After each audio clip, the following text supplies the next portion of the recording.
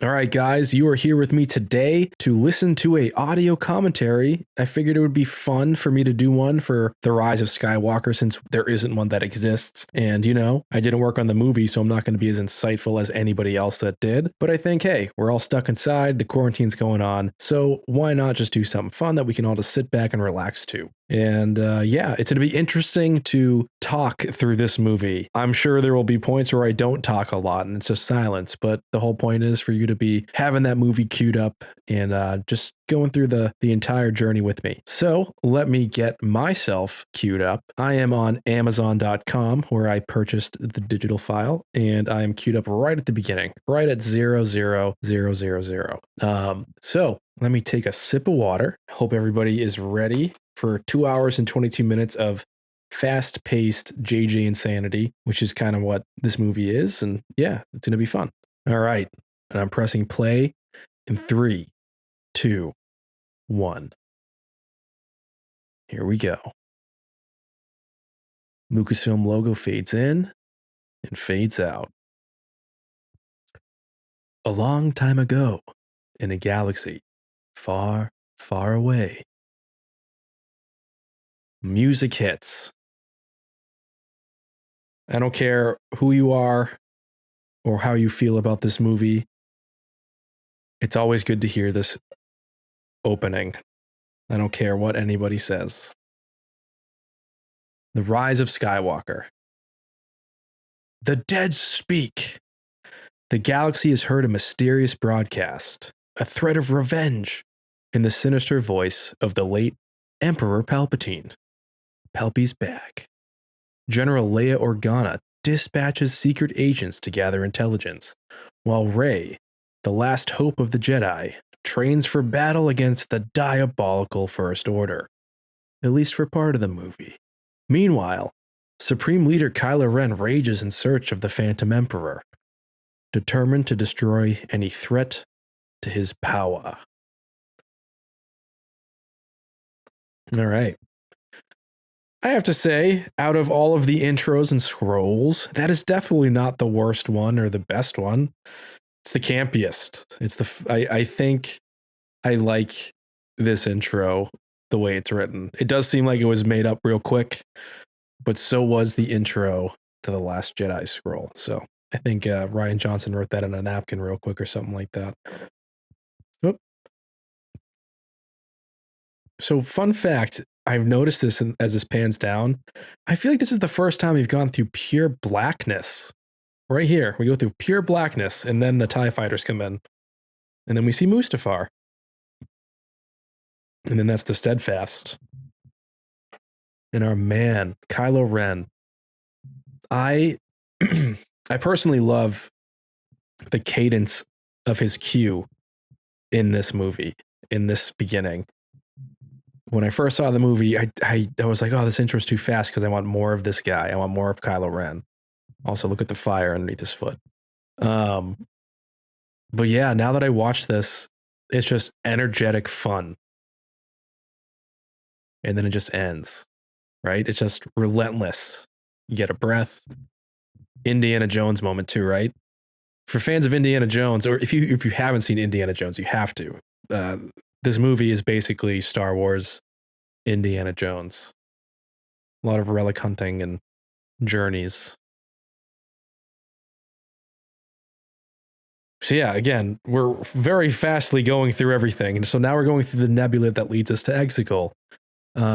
Completely skipping over all that Webbish Bog stuff that we know was filmed.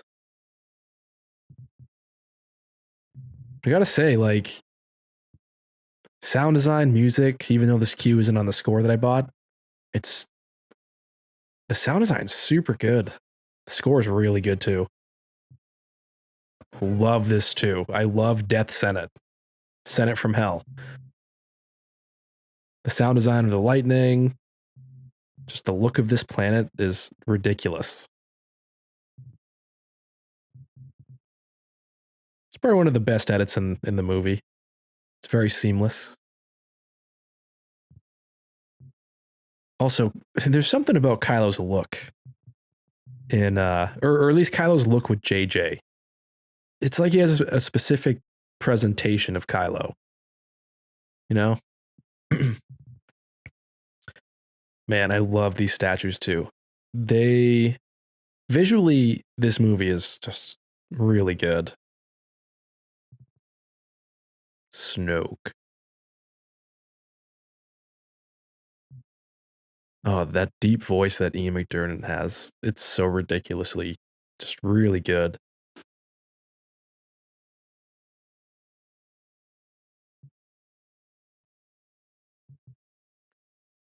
If they were going to bring Palpatine back, I do love that they did that little moment, kind of giving us that little beat to let us digest a little bit.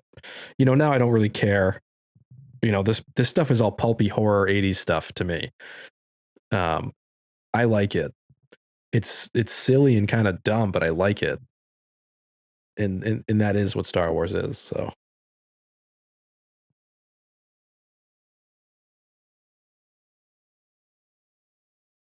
I do wish that they never really showed Palpatine's face, like kind of kept him in shadows or something, or maybe even never had his mouth move. But I do love the dead eyes though. Really cool.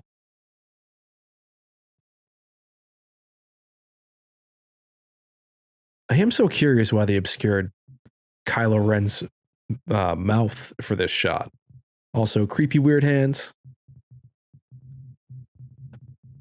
He's still got the spark in him, guys. Even those little decrepit hands. It's got a little bit of that palpy spark.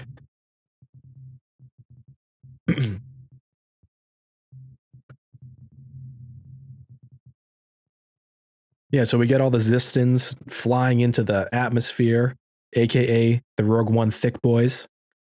That's what I call these guys because they are literally direct models from Rogue One with a cannon slapped on the bottom. Thank you, Eckhart's Ladder, for that knowledge. Oh, I love hearing him say Jedi. Does anybody else agree? Look at Kylo's hair. How does he do it?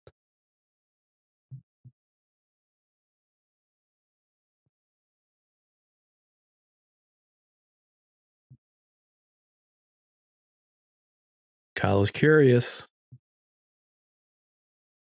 So yeah, Exegol was creepy and cool, 80s horror. It was fast as hell. I don't know. There's a couple minutes in already. 5 minutes, 10 minutes. I don't know. And we're already gone. We're already on the Falcon. I love this sequence, by the way, with Chewie, Poe, and Finn.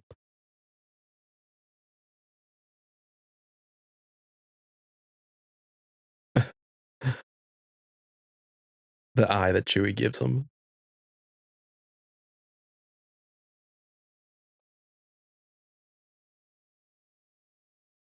This is probably the most of the Jarg board that I feel like we've ever seen in a Star Wars movie. It's a long time to have that thing on. I appreciate it. I get it though, you know. JJ loves his homages to the original Star Wars. Oh, I love this place too. The Ice Refuge or whatever the hell it's called. Oh, and we're about to meet Bulio, which is voiced by Mark Hamill. Secret role that he had. I love this dude's alien costume design.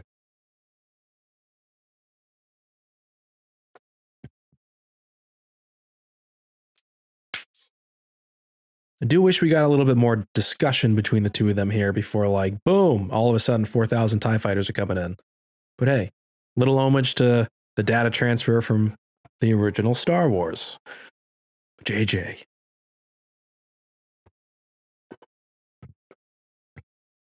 I mean, regardless of the callbacks and stuff, I don't think anybody can deny just how good the movie does look. For as fast paced as it is, it's like it's pretty entertaining.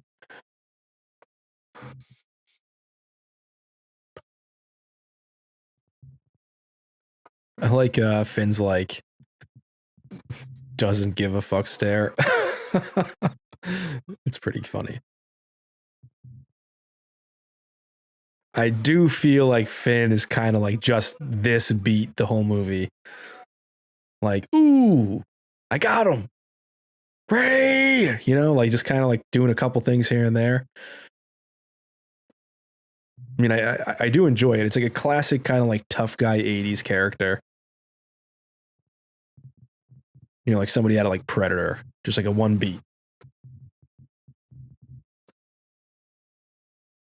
Okay, so this next sequence, the force or the light speed skipping, I thought this was actually really cool, but really confused by its implications. But yeah, I going through all these random like lands and planets or asteroids was really neat looking. It was like a cool way to kind of give the feel of going through all the classic Star Wars vibes. Like this reminded me of something out of the prequels, this area. Also, it's so weird to see the Falcon like reflected for a second. It's explained in the book, but oh yeah, and then we meet Shai Hulud from the movie Dune. He makes a quick cameo. And then we're with Rey on Ajon Kloss. So yeah, my guess is this scene is an homage to what JJ originally wanted to do at the end of The Force Awakens with Luke. A lot of people kind of complained about how this all looked. The visual effects to me look fine. Very good visual effects to me. Rope work is a little wacky, yeah, for sure. A little slow. And Carrie looks so good.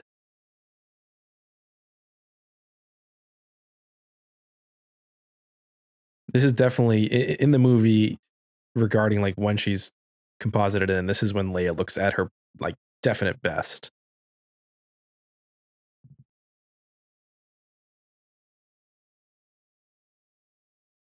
Funnily, when I originally saw this movie, I was like, damn, John Williams really just like, was he just told to make this theme super fast? But then I found out, through the documentary that like his point of view was now that Rey's grown into a woman, her theme would have more authority and more oomph to it. So I kind of like hearing his point of view on it, and it's sort of, changing my perspective a bit here.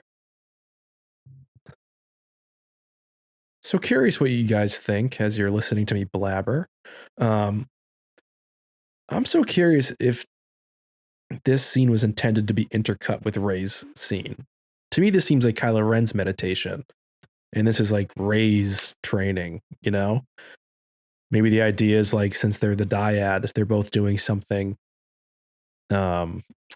integral to like what they believe is going to help them in the Force,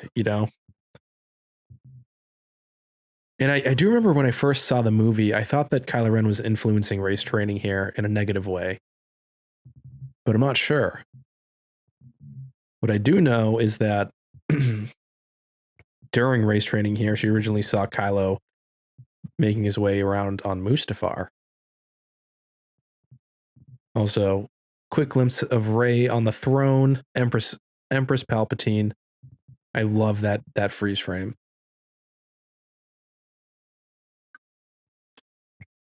But yeah, this is like, it's like a super abstract part of the movie to me.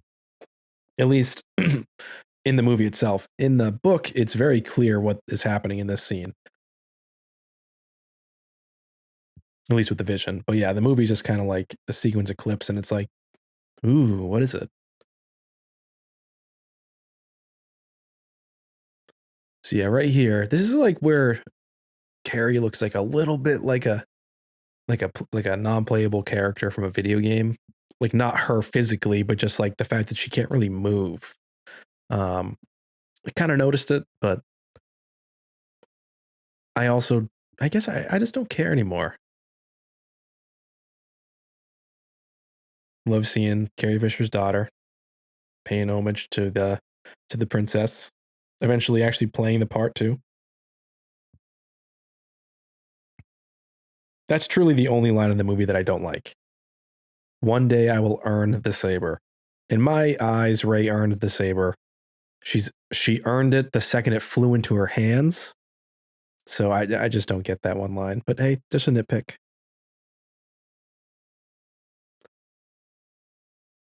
I do like seeing Rey kind of going through the ancient Jedi texts. What I do wish though is that they weren't kind of just reduced to like a treasure map. I think there was a lot of interesting stuff to mine with those books, which could have been used in this story in a different way. But, you know, it is what it is.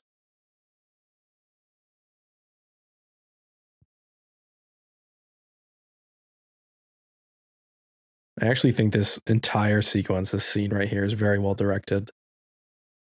I know a lot of it's very off the cuff too, and it's like super beautiful setting, right? Like the thinking is like everywhere you look, the Falcon's right there, and everywhere you look, it's like this beautiful jungle overgrowth. Also, when Poe stands up, he looks like Ace Ventura. When you go back and finish, just go back and rewind the movie and just watch him stand up. It's hilarious. Very long take, very good compound move, very capable guy behind the camera. Love it.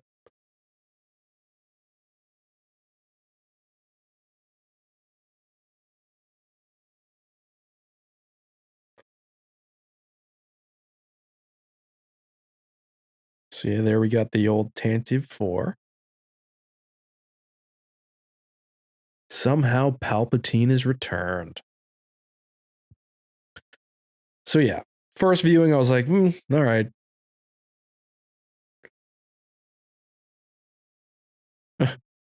Beaumont. I don't understand that guy's point of being in the movie, to be honest. Like I appreciate it, but the reduction of his role to him only saying that kind of just, I don't know. He was more distracting than he was anything else.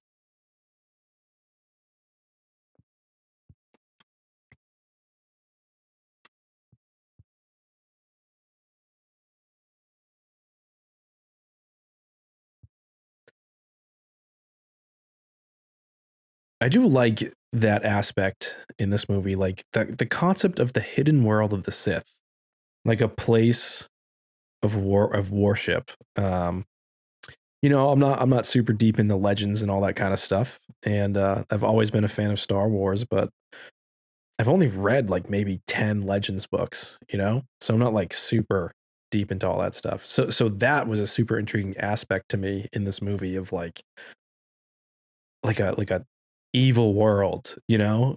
It's not exactly a thing that I've seen in Star Wars. So, well, no, I guess I've heard about that, like the Ashland Bogon, those planets, um, or whatever. But anyways,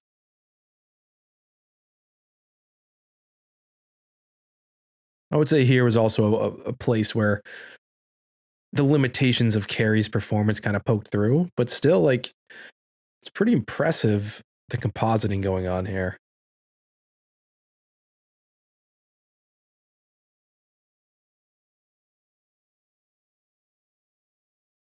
I love Pisana in this movie. Say what you will, hate the movie, whatever, hate the story, but Pisana is beautiful. Also, I love that. Yeah, going alone, going with friends. Alone with friends. I think John Boyega is a really good actor. I just wish that they gave him a little bit more to do. Like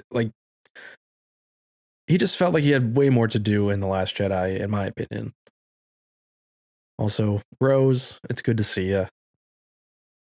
I wish that you were in the movie a little bit more too.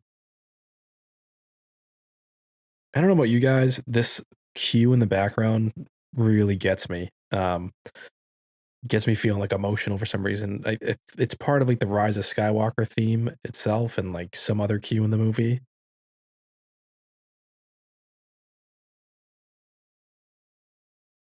This might be, you know, out of the sequel trilogy, the Rise of Skywalker as it is in the movie might be my favorite score. It's like very relentless. It's the most like intense score I feel like out of John Williams. I love this scene, guys. It's a perfect reuse of this scene and the hug, and the stuff from Force Awakens.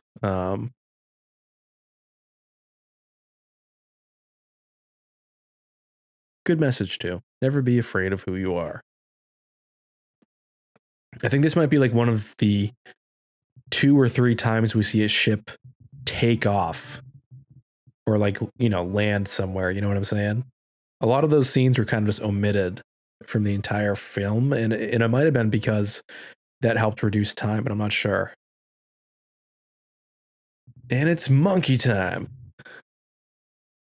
Little Sith monkey man making a mask. His name is Albrecht, and they are in his Sith castle. But we wouldn't know that because the exterior shot was cut. But I love the music here.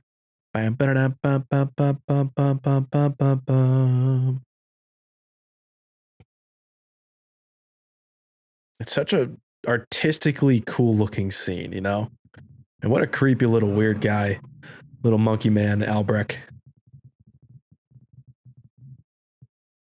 And Kylo Ren's back in the mask. I do like the red metal or whatever. For me, I like the kintsugi aspect. I do wish that a bit more of that was fleshed out with the previous scene. Also, it would have been cool to see the actual decapitation of Bulio, but I get it.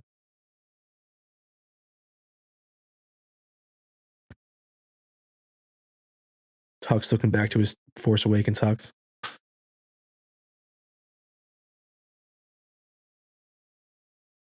Very classic scene.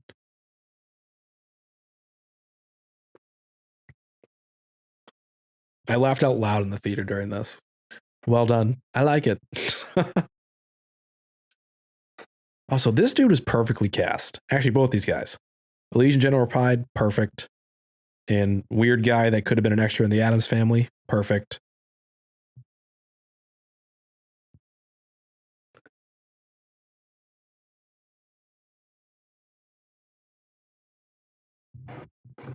Also, really cool scene. This reminds me of Rogue One.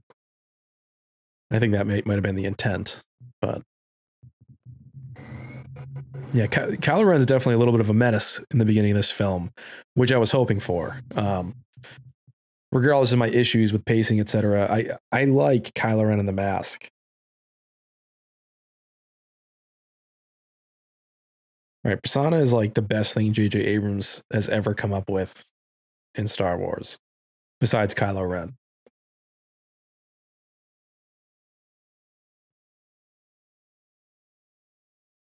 He gets that, what is the word? Diegetic storytelling.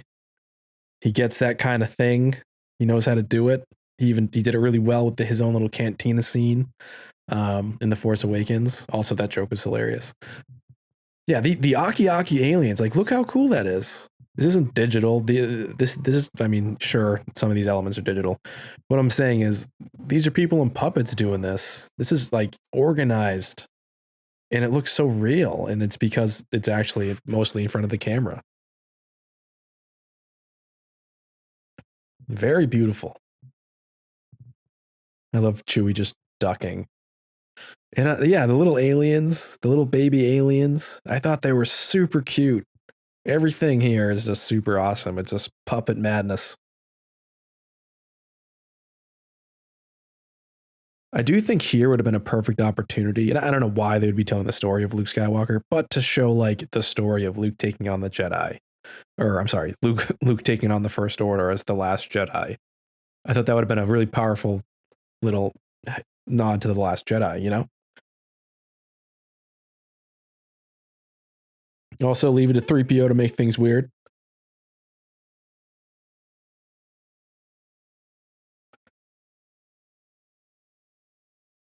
Of course, C-3PO knows Rey doesn't have a last name. Thanks, 3PO.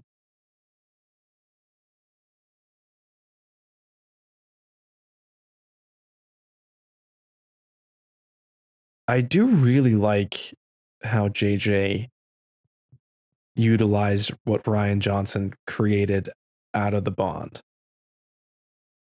It's much different. It's so cross-cutting, but it's like, the the high octane JJ version.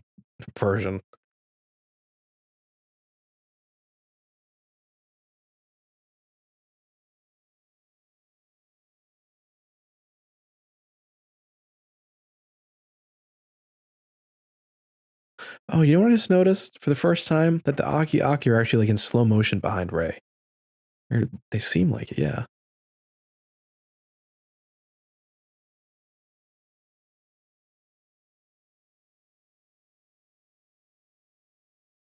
I will say that these lines are kind of like a little rough,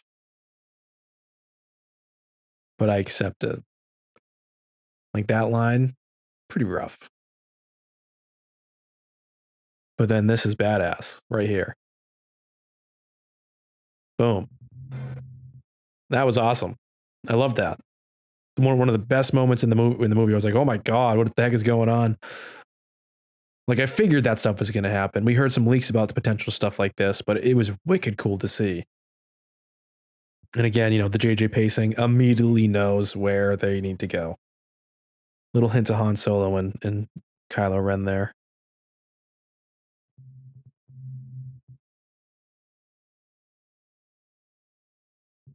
Boom. That was brutal. But then we get the happiest music cue. Follow me. It's like, yeah, okay. You just murdered somebody, but we will follow you. It's all right. You can trust him.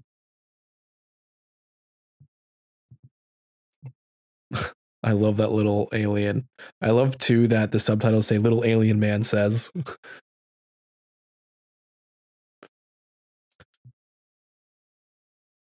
I love how like Billy D's like so aware that he's in Star Wars in the last movie.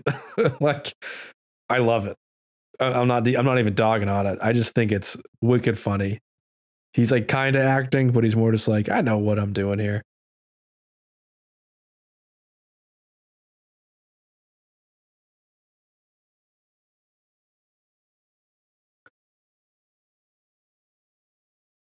I love the look of Ochia Bestoon.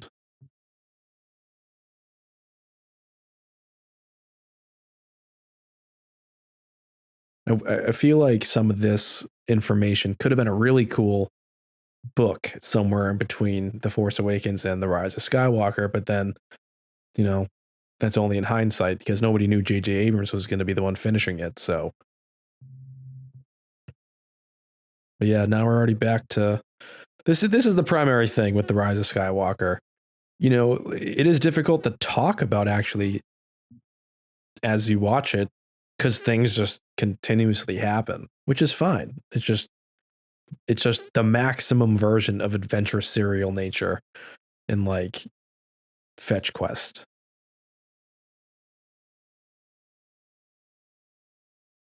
I mean, it still feels and looks like Star Wars. It's fun. Just fast as hell. Now I do like I've always had this point of view that like, you know, JJ Abrams probably isn't a guy that watches the prequels. I like the prequels, but I think JJ Abrams knew that he needed to honor them in some way. And I honestly think the only way he knows how is visually. So the way that he does it is this. This was his homage to the Phantom Menace. This entire sequence is just the pod race. You know what I mean? And I think this is one of the coolest sequences in the movie. The fly now, who cares if they fly now? It's awesome. Who cares if those things have treads? It's perfect. That was a perfect Star Wars moment. I give it that. And the music is also cool. Somehow John Williams knows how to make hook after hook. And it's like bam, bam, bam, bam, bam, bam, bam.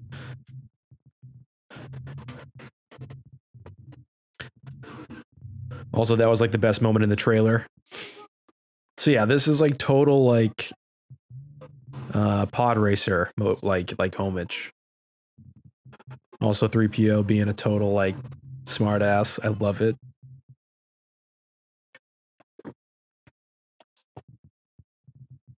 I thought it was interesting to find out that like pretty much all of this is like Ray surrounded by blue screens as well as like Poe and them. I actually thought they were just like on things in the desert, just actually driving around. So yeah, pod racing. More of Finn being the action 80s man. Boom. I'm gonna take you out with this.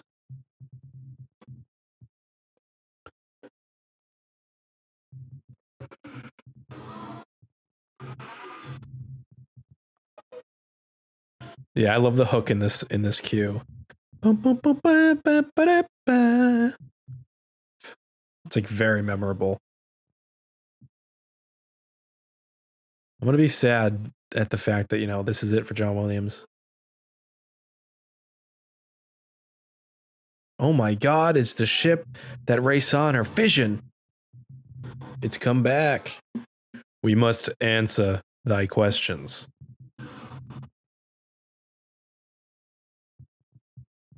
Also, I thought this death was pretty freaking brutal. Like, if you think about it, that's horrifying. The sound design is like so whimsical. It's like, woo! And it just explodes into a million pieces of terror.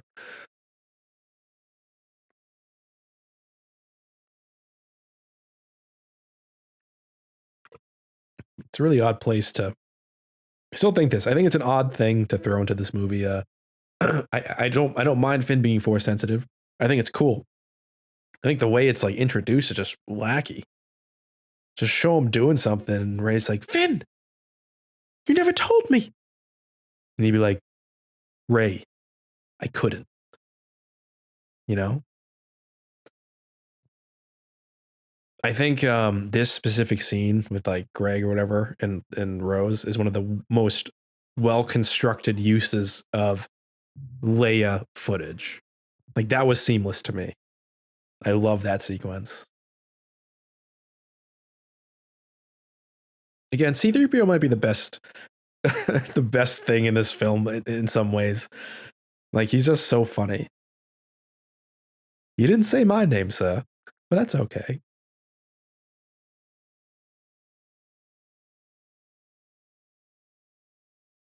What a profound statement for 3PO to say.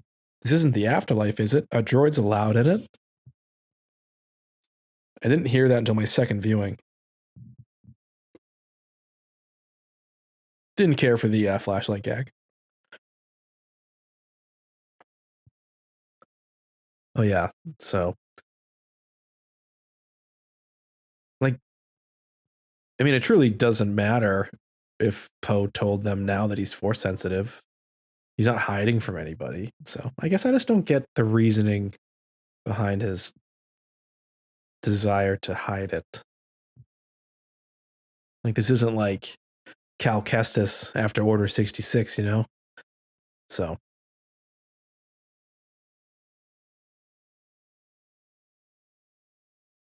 thank you, 3PO, for that exposition dump so I can make sense of everything that I am about to see. But yeah, in retrospect, I do like the concept of Sith loyalists. Just wish it was peppered in a little bit, you know? We could have seen something like that from, you know, a little bit of emblems or something like that in The Force Awakens and The Last Jedi. But again, we all know about the production and rush schedule and a lot of bad things that happened right before this movie was going to go into production.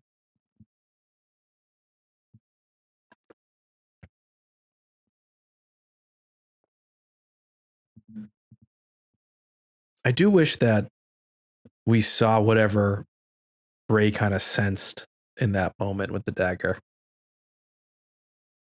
Would have been a nice little moment, you know, to pay back to TFA and when she first touches the lightsaber.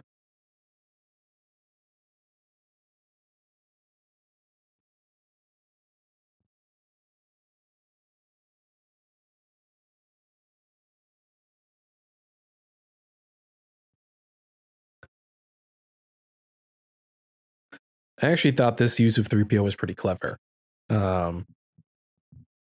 I think on the surface it's like, oh, it's just like to make sure the story keeps going, but like for 8 movies he was just this useless information bot, and now for the one time they actually need him, he can't do anything. I thought that was actually pretty clever. It subverted expectations. Also, giant puppet serpent. This is my stuff. I feel like JJ Abrams like got really inspired too by Solo, a Star Wars story with its practical effects and just like kind of like monochromatic color palettes for a lot of their settings, and he kind of used that a lot in his final installment here. But yeah, what an impressive puppet. I'm gonna blast it, don't blast it. Again, the humor's good. Now I can't remember. I think this was set up that Rey learned this healing ability from the Jedi texts. I didn't really care about learning about why she learned how to do it. I just thought it was neat. Kind of giving us a little glimpse into like Rey's true inner nature, right? The selflessness. It's kind of the message of the story. If you can get past all the hot takes, you know, Rey does for others. She's not a selfish person. She's not trying to be the heir to the Sith. You know what I'm saying? Like, regardless of her bloodline connection, Rey is Rey. She's still Rey of Jakku. But yeah, the story gets a little clunky. And BB-8 does do the same. BB-8 gives Dio a little bit of force energy. Well, electric energy. Behold, the Knights of Ren, a Sith boy band. Love the costume design. I just wish that they did something more than this. Great cue though, right? I love that cue. It's very simple. It's just 3 notes. I'm sorry, not 3 notes. More notes, but simple. Also, I could watch Chewie just carrying BB-8 in a show all day. It's like the adventures of BB-8 and Chewie. What is it? It's the trailer, Finn. The trailer is about to happen.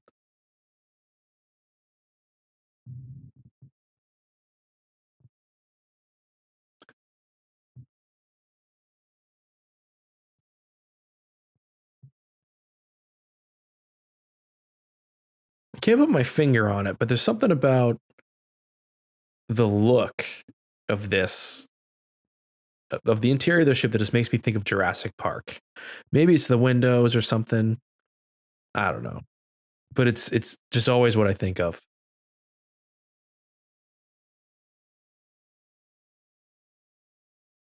Also, this cue here when Chewie's just running out into the desert, it's just so haunting to me. Like creepy kinda. Like it's a cool shot. Good reveal of the menace to come, but we just don't really see that menace. It would have been cool to see Chewie get taken down by the Knights of Ren. How does a Wookiee get taken down? I want to see it.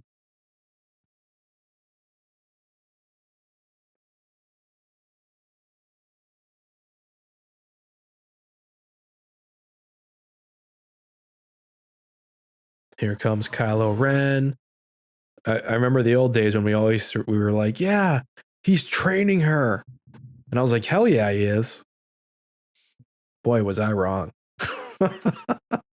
I literally thought they were like teaming up in this moment to like figure out how to take out Palpatine, and they were doing extreme stuff. It's not at all what was happening.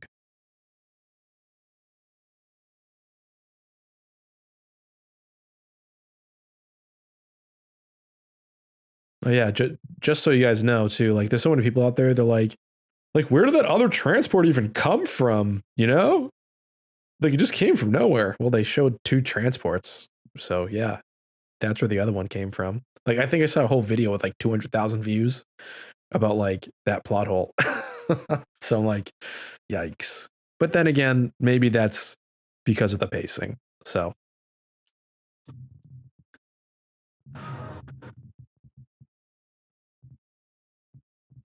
This is like peak Kylo. He's in like total like I don't give a crap anymore. I'm gonna like he already knows who Rey is, so you know his whole goal here is to get her to like just lose control, be just like him.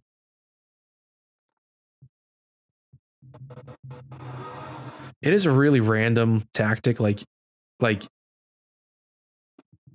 I get it. People were like, "Why doesn't he just kill her?" Well, duh, he's not trying to kill her. He wants her by his side on the throne. But like, the dude doesn't think. He doesn't realize what he's dealing with. Palpy blood. I would say the survival of that crash is on par with Indiana Jones surviving an atom bomb. It's the first thing I thought of, and I was like, well, I guess it makes sense because it's Harrison Ford, and in both, you know, in this movie, Adam Driver is Harrison Ford's actor's son. Maybe it was an homage to Indiana Jones' ridiculousness.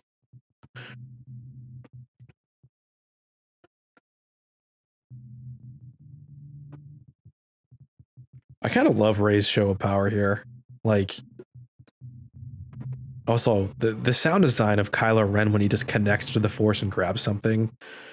It's something I really like from JJ's team. He has a very specific take on what the Force should sound like, and I actually prefer it. Like right there, that sound of the Force.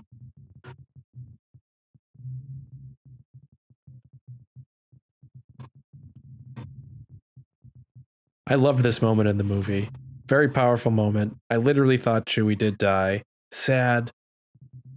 Finn's reaction felt super real. And just everything, it just beautifully terrible, right? That the terrible thing that just happened.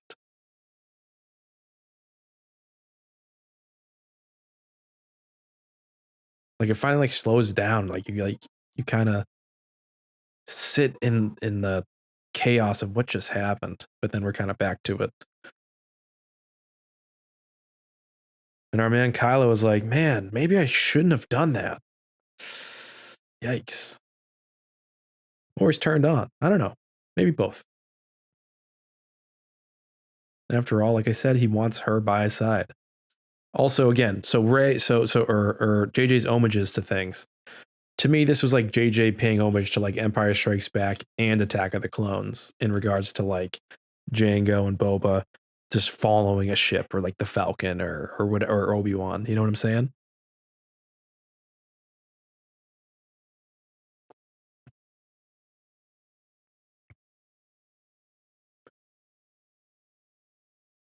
I saw some people like making fun of Daisy Ridley's acting like in this movie. Like she's always looking shocked. And I'm like, well, given the context, it makes sense. She's the last heir to the Jedi and having visions of being the most evil thing in the world. Probably give me anxiety all the time too. Also, great shot of towing the Falcon. I like that JJ specifically did the 3 TIE fighter kind of sequences, you know, like the classics. There was always 3 going by in the classics. Just kind of a very straightforward move.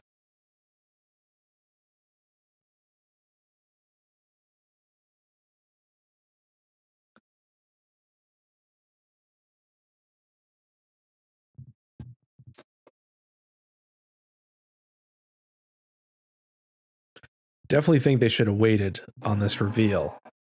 But that moment is so funny.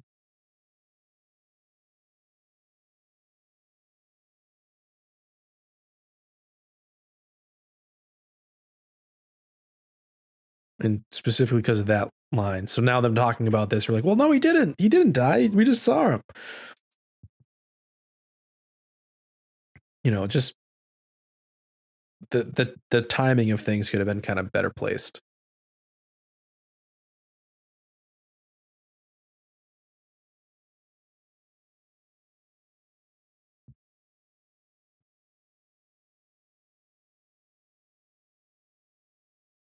A complete redactive memory wipe. I actually kind of figured something along the lines of like C3PO's memory broadcasting something was going to be like the big thing in the movie. And in some ways, I guess you could say it is, but like, it's just funny, like where our minds all go in regards to like what we all expect the end to be and like what it ends up being. And sometimes that's kind of why people get kind of pissed off. I do think like nothing can compete with our imaginations. So it's good to stay kind of reasonable about expectations. So yeah, here we go with the homage. Right to that cue.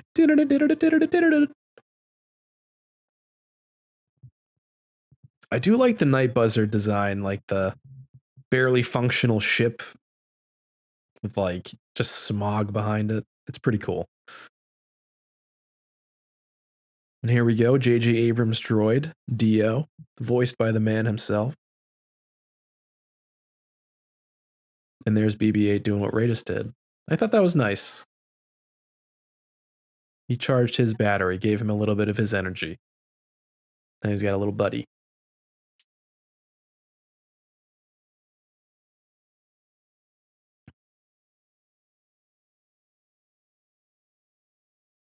I thought it was interesting that the droid had fear. Kind of makes me just ponder more about sentience and droids and their emotions and droid rights, all that kind of stuff. So I don't know about you guys, but I thought Kajimi's set and setting was really, really good. To the point where I wish that we actually were there more often, or like maybe even like sometimes started the movie here showing like some bad stuff going on with the First Order and their occupation, and then cutting to the movie, you know, or cutting to the main story. It's just such a cool setting.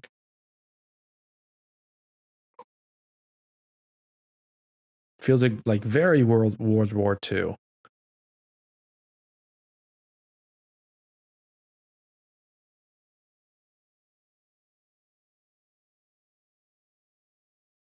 Also, C3PO in a hood is a vibe. I love that he says clam it instead of cram it. Or at least that's what it says in my subtitles. Clam it 3PO.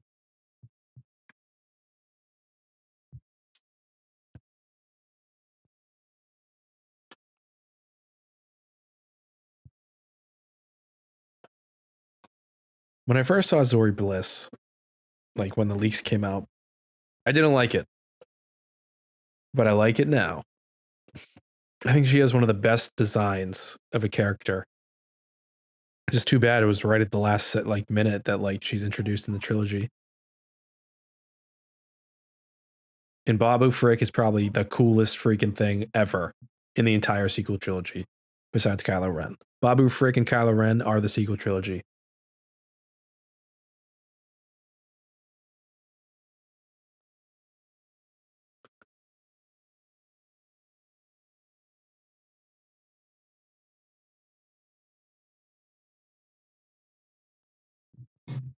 It's a pretty good sequence here. Classic Ray staff, and then boom, lightsaber out. And what Zori says is hilarious.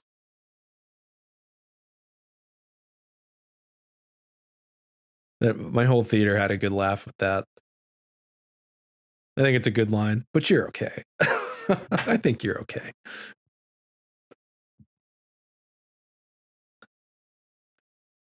I kind of feel like this might be like the only real time I feel like we see like a threatening First Order kind of. It's sort of like a thing that's dropped in the movie. Like we're like, if I think about it too hard, I get frustrated. But that's why I don't think about it that hard. Here come the boys. So the Gomorian Guards is what they are, essentially. It's kind of props with weapons in their hands. Also, we're about to see John Williams in a second. And there he is. The maestro himself.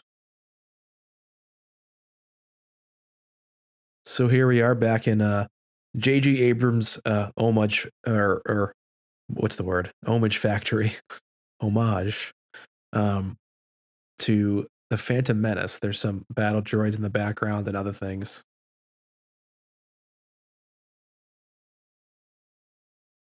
Yeah, Babu Frick is just a miracle.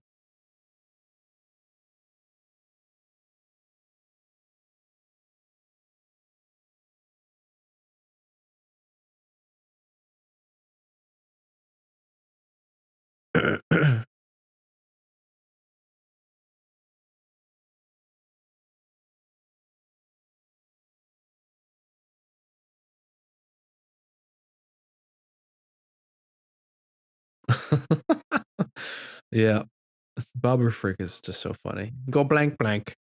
I originally thought he said black black, which either way is just funny.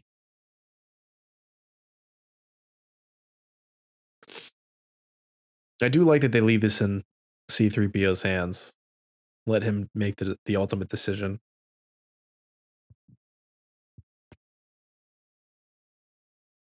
People are like, hey, it takes away the sacrifice, man, like with what happens at the end. And I'm like, no, it really doesn't. R2 is the one that undoes it. C3PO took the risk.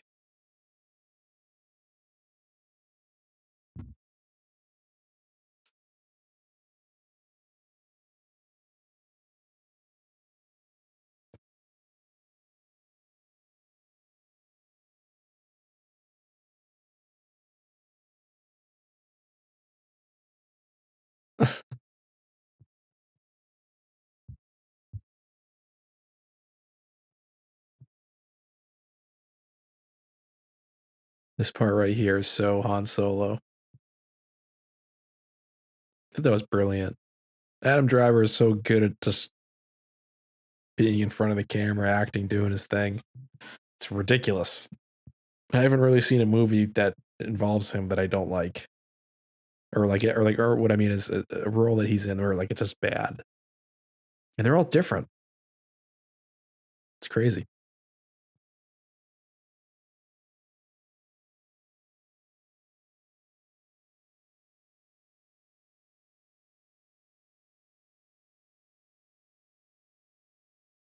This is probably one of the best um like slow pace, sort of sink your teeth into the moment parts of the film. Like you really start feeling something between like, you know, Poe's struggle and Zori's desires and what it's like to be in this galaxy right now under these circumstances. And it's just a good scene. It just feels good. It's very well paced. There could have been a lot more of this. Not this scene, but like stuff like this in the movie. And God bless us seeing Carrie Russell's eyes.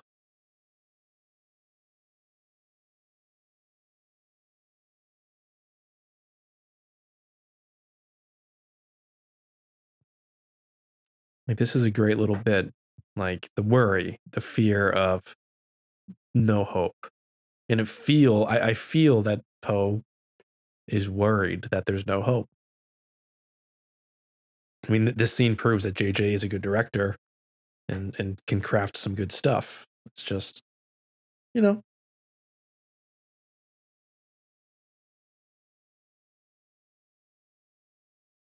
I just love that that's JJ Abrams' voice too.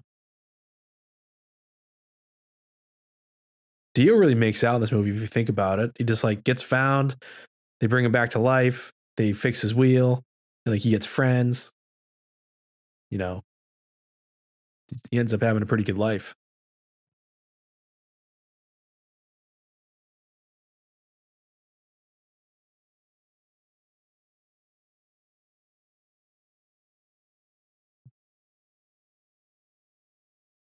Again, it's just kind of like Finn either like is given information or like dispels information. Here we go. I love this. Such a creepy voice for 3PO too.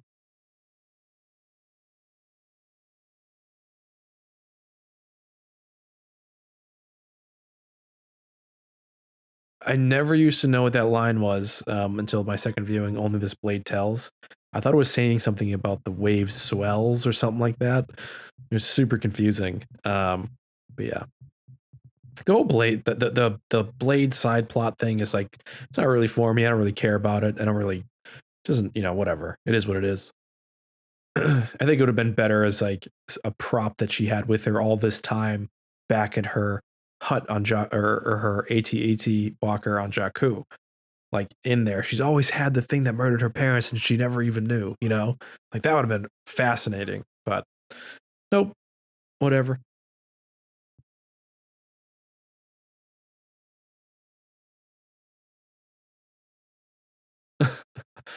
Again, C-3PO kills it in this movie. Babu Frick and them forming a relationship is probably the most precious thing ever, next to Porgs.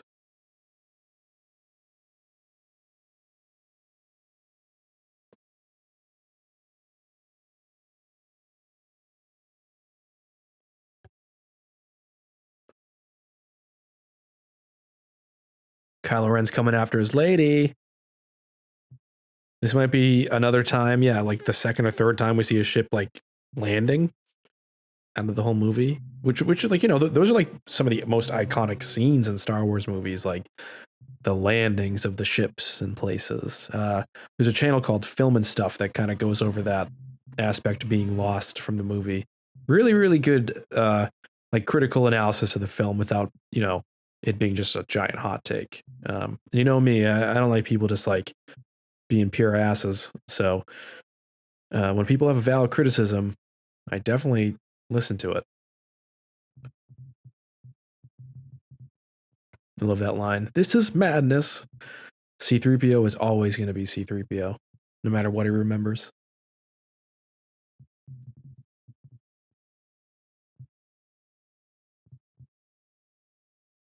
Finn has absolutely no problem murdering stormtroopers.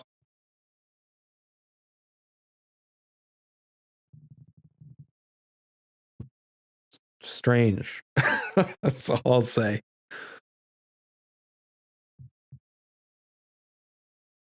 But I'm happy that he was happy that he had like kind of this action role. I don't know what Finn's arc is in this movie. This scene is amazing. It's good that you're here.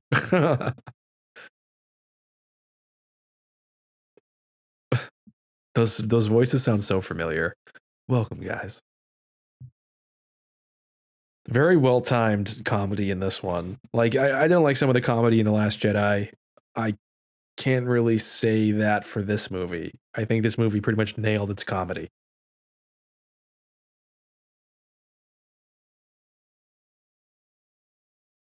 The dagger.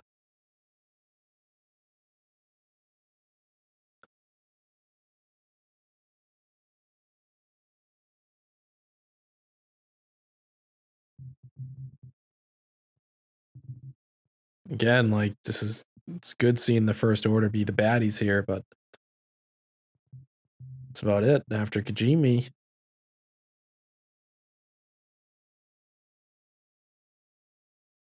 I do wish we saw that interrogation scene between Kylo Ren and Chewie. It would have been brutal.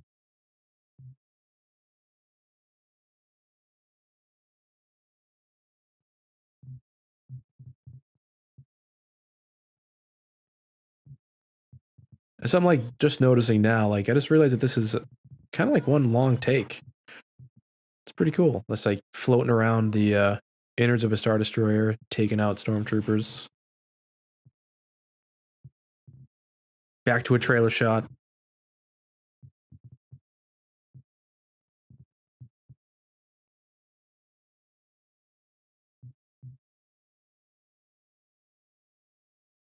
It'd be interesting to make a laser tag arena like this.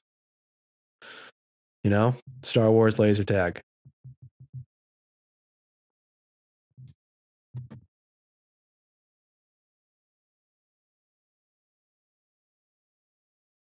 Also, when Chewie does his like little growl purr here, I don't know why, it's just so funny.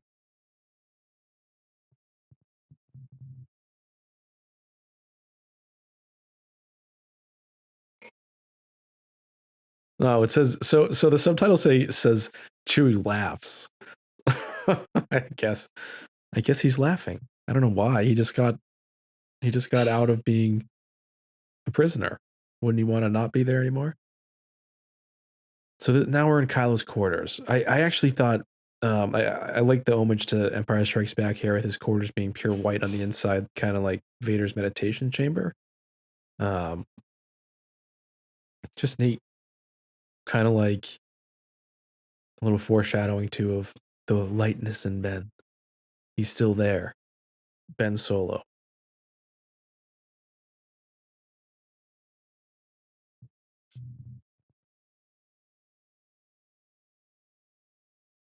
This is one of the best Force Bond sequences, period.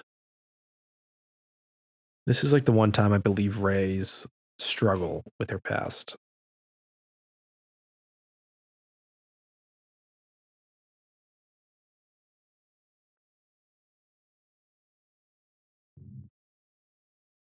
You can see that like the realization of what she is like eating her alive. And I think it's like pretty well done in this moment.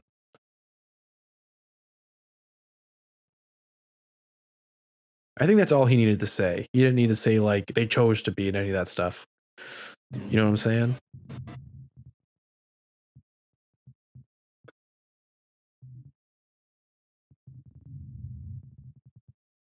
No, I did like this flashback, but I also still feel like it was potentially unnecessary. Because it sort of raises even more strange questions, which is like, yeah, like give or take becoming the vessel of Palpatine or staying with Unkar Plutt. Unkar Plutt's the better option, but it's still a bad option.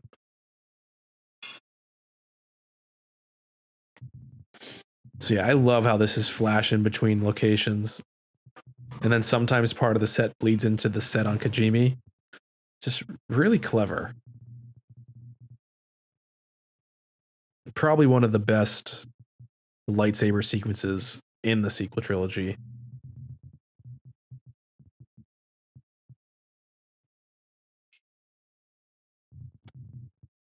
What's interesting is this is the first time you ever see Kylo Ren dueling with his lightsaber with his helmet on.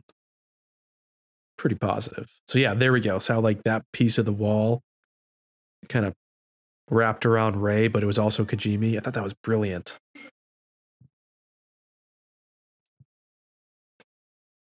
Uh-oh, Rey's daddy-o gets stabbed.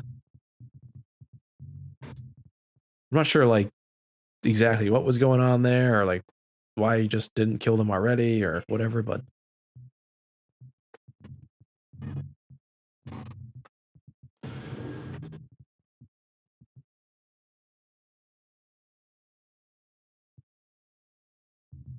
I thought that was awesome. You know why the Emperor's always wanted you dead? No? I'll come tell you. And then he just disappears like a phantom. For some reason, it just made me think of Luke disappearing like a ghost on Crate.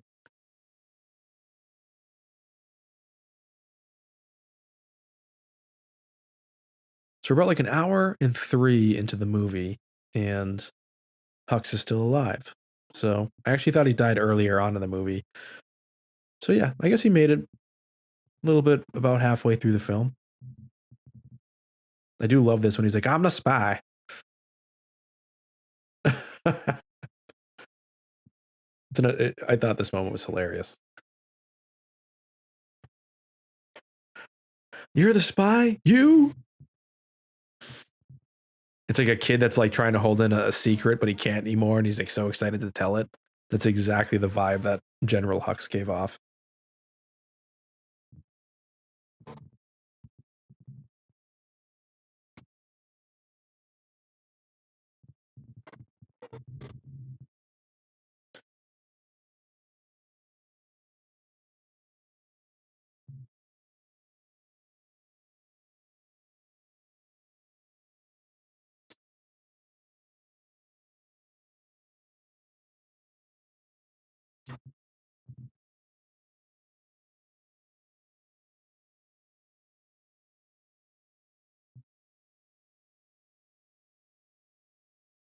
The motivation of Hux is very primitive.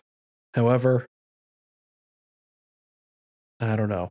I guess that's just kind of all they could come up with.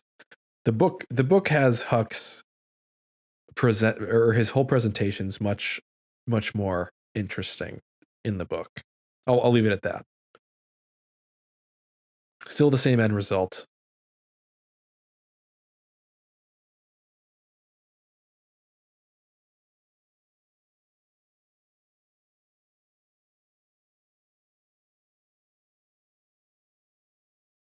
Oh my god, you have his power, you're his granddaughter.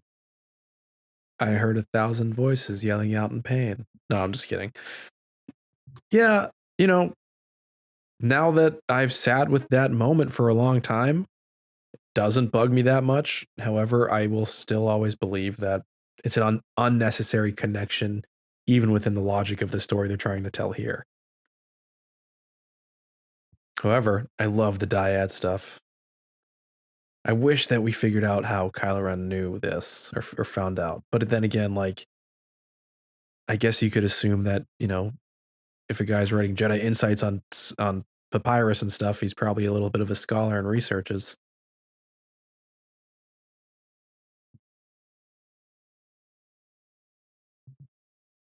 I love how longing he looks at right here. Again, giving her a second chance to join him.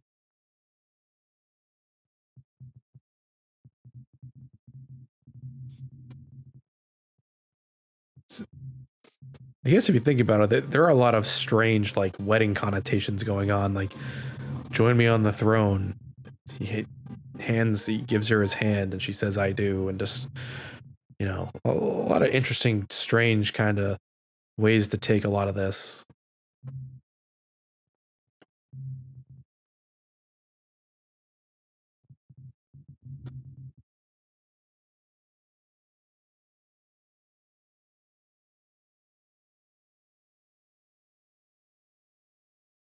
Legit, I was surprised to see Hux go. Like, it's just so like, boom, he's done. It's a great shot. It's a great little bit. Legion General Pride's a little badass, but I was just like, oh damn, like, because now we're what, a minute and 7 in, yeah. So we're almost halfway through the movie, um, or an hour and 7 minutes in.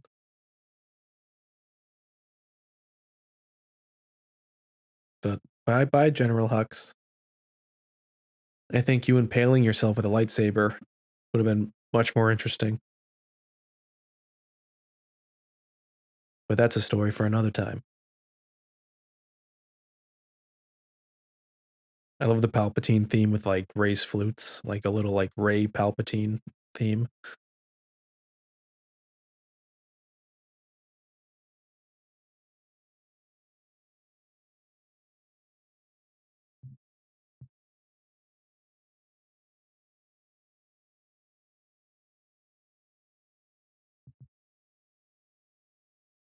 In the book, it I guess like this scene here where Palpatine is talking with Kylo is like, it's like actually really impressive to Kylo because he can actually like converse with him from that distance in his own mind.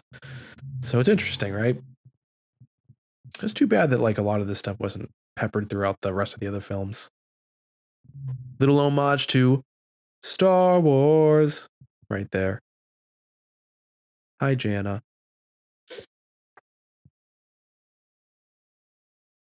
This is like that little homage to pushing in on the sand dune from Star Wars. And then finally, the ultimate homage to Star Wars, the Death Star. I love the music here. Absolutely love everything about this sequence.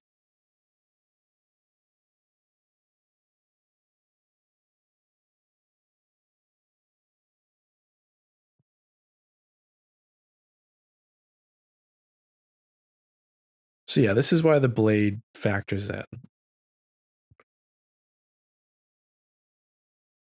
It's, you know, it's a Goonies reference for those who have seen the Goonies or not. Yeah, like this is pretty much just the Goonies right here, showing where they need to go to find the treasure. You know, it was fun. It was fine and campy and a nice little nod to the movies of our childhoods. But again, like I said, I thought it would be more interesting having found out that like Ray was in possession of this or was an item of hers from her old AT-AT. Like, little did she know that she possessed the tool that murdered her parents.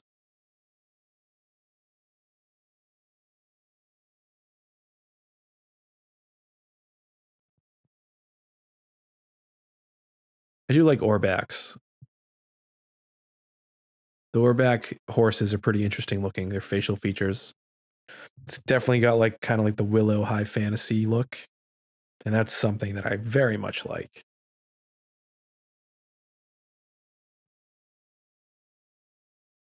I love that Ray's called The Last Hope. It's a very endearing kind of title to get. I like that. Babu Frick said that you were the last hope.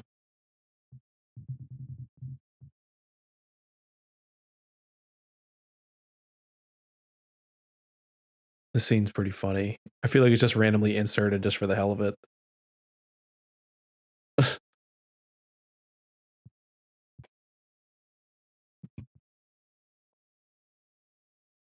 Madness.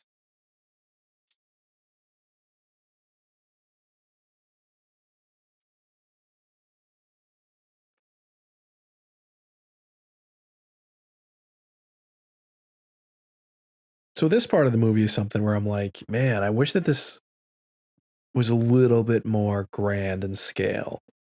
Like we kind of just like learned that stormtroopers were uprising and things were happening like that. But we all sort of, I feel like a healthy majority of us were hoping that Finn would be sort of the catalyst of people, you know, making that change.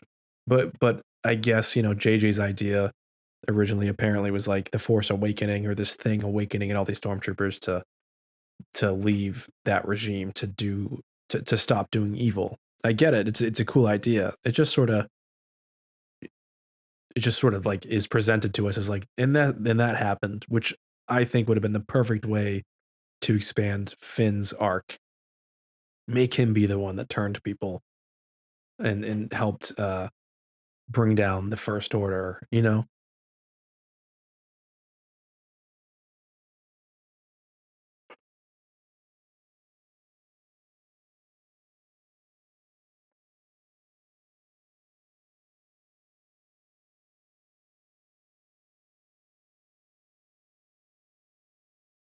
It's almost like Finn's Han Solo moment too. Like Han was always like, it's mumbo jumbo.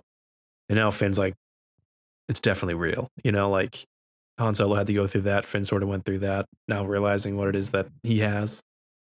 Also, correct me if I'm wrong.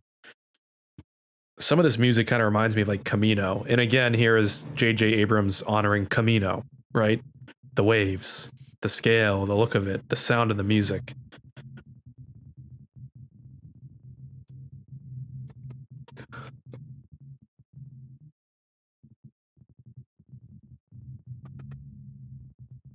It's almost like, yeah, he actually like used this set for kind of like double duty, like sort of a riff on Attack of the Clones and like the duel on Mustafar, but like this time it's water. Instead of earth and lava, it's metal and water.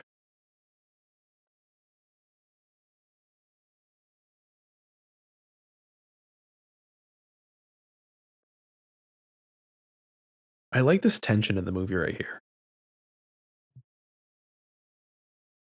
We could have used a little bit of that too, like this kind of like Poe's greatest fear kind of thread, and that's part of the bloodline or not bloodline. That was part of the Resistance Reborn, I believe that's the name of the book. That was his character arc in that book, which was much better served in a movie. Like watch Poe grow through his fear of can he still be a leader if people can't trust him, and can he get people to trust him again? That would have been something good to see unfold on screen. But you know, the story is still there. It's just not here. So the innards of the Death Star, I thought this whole set, this setting was like super cool. some people might be like, oh man, it's just like all pure fan service. And yeah, it is. But I mean, it's just very cool looking. It's very neat to see. It's kind of like I never knew I wanted to see it until I was presented with the opportunity. Isn't this where Obi-Wan did his little maneuver there to turn off the tractor beam, right?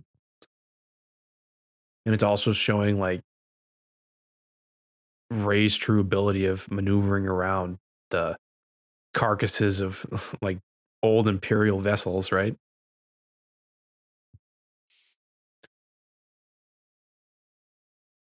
Something about this scene, I mean, I guess it's the bucket heads, but like something about this was like, it's like, oh, this makes me think of The Mandalorian for some reason. But yeah, I guess if I think about it, it's just because it was the classic Stormtrooper helmets.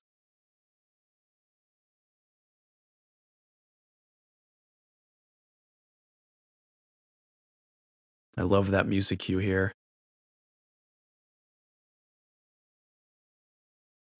Dark and faint, kind of like a memory. And I'll never look at that left side of the Emperor's chair the same way anymore. Forever will I be like, oh, in there is just a wayfinder. I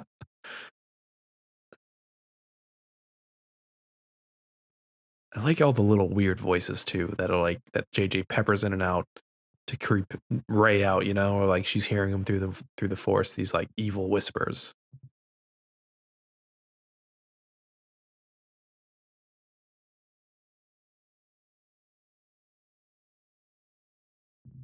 So we're about to go into Ray's what I call Ray's second cave vision, even though we already got one. But hey, why not two? She's in another hall of mirrors of sorts.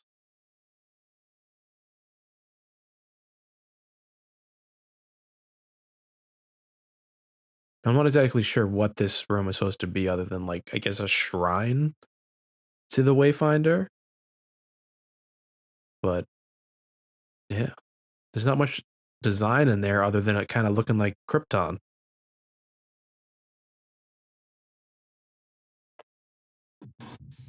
So yeah, we got Dark Ray. And this is kind of like Ray facing herself again. Like this is like the Dagobah um Darth Vader Luke thing. You know what I mean? Like you face the evil, but the evil is really yourself, and like you might become the thing you were destined to fight. Like, you know what I'm saying? Like I get what JG was going for. It looked very cool, but I don't think we needed it. At least not in that way. Also, I just love how Kylo Ren presents himself here. It's like a plea.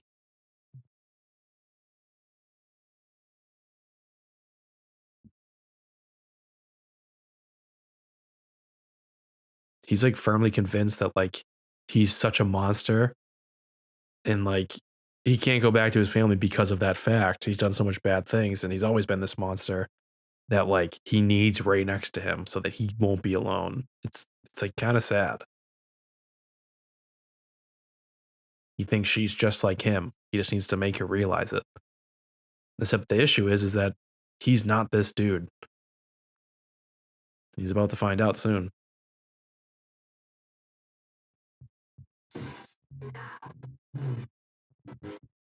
In a sense, what he just said right there is true.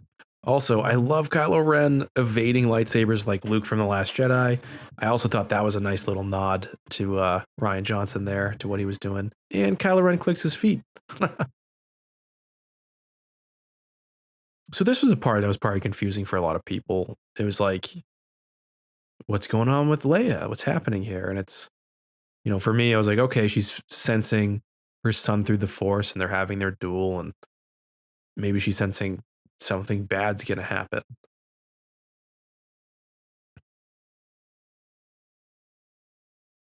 That was the first thing I was thinking. I was like, is she gonna show up on the Death Star somehow, like force project herself there? And honest to God, that's what I was originally thinking. And in a sense, that is kind of what happened.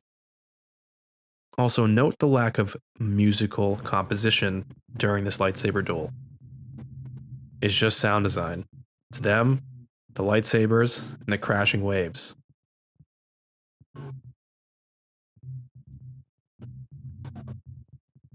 I also love that Kylo Ren gave her enough time to, like, you know, push Finn back.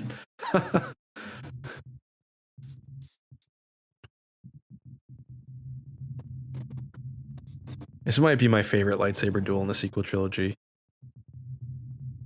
I mean, the one at TFA is really good. I love Kylo Ren versus Luke Skywalker, but for completely different reasons than why I like this duel. I mean, this is pure classic Star Wars dueling with a bit of a JJ Abrams stank on it.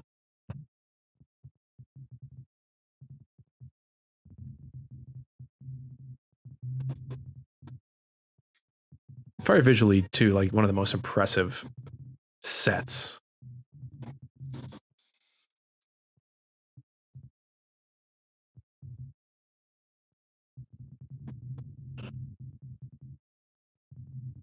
The force flipping in this movie is outrageous, like in a good way. I thought it was good to add into the final film because, you know, I mean, Jedi's were flipping around like banana pants, like in the old prequel. So why not do something like that? Kylo here is such a menace. The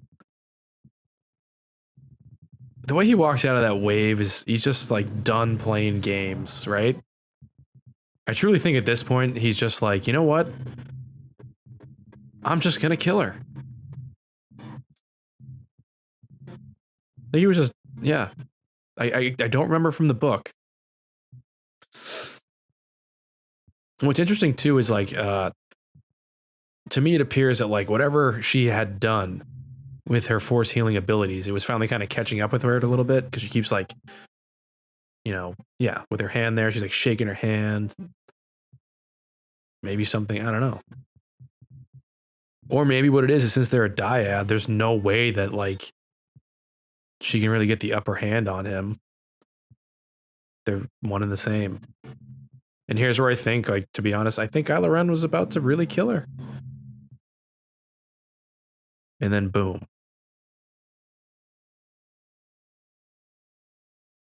Leia reaches out to Ben through the Force to force Ben to feel all the love and forgiveness that she has for him, killing the lie that he has inside of himself, which Snoke and Palpatine perpetuated, which was that he was just an unloved, throwawayable figure to his family. This secondary thought.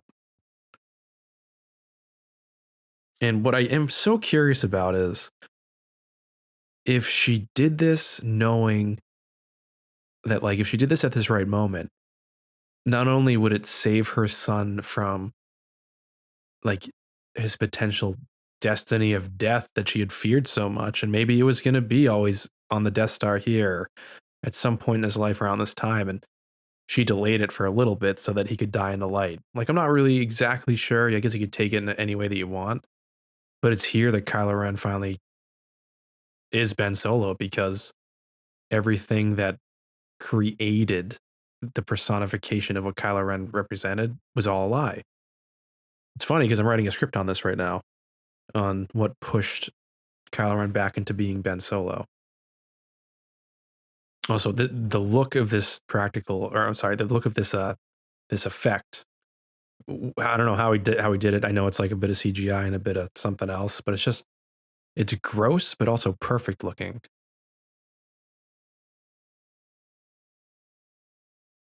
He can't understand why she saved him. Why would somebody save him? That's what he's thinking.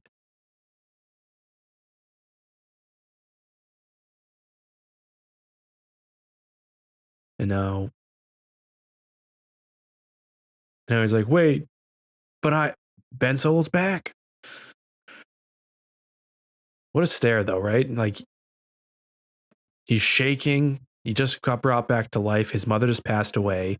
He's alone in the universe, right? He is alone on the Death Star in the universe. Rey's fleeing, you know, to God knows where as far as he's concerned. And that's that. And he has to now come to terms with the fact that he was loved this entire time. So what can he do about it? It's kind of what I look at it as. It's like it's the best part of the sequel trilogy, Kylo Ren. So Also, this was the perfect send off for Carrie Fisher. This scene right here. Um,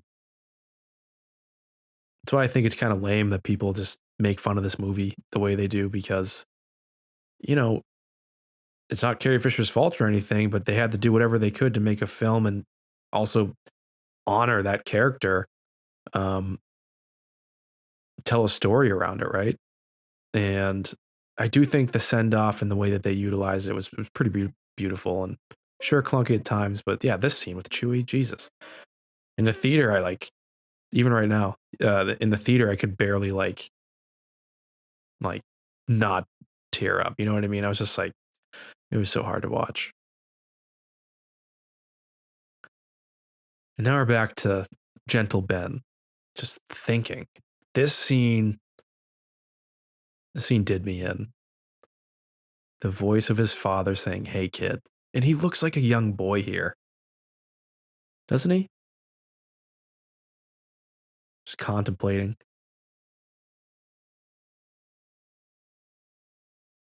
What this is too is it's really just a conversation, apparently, that Kylo Ren's been having with himself ever since he murdered his father. Keeps replaying it through his mind.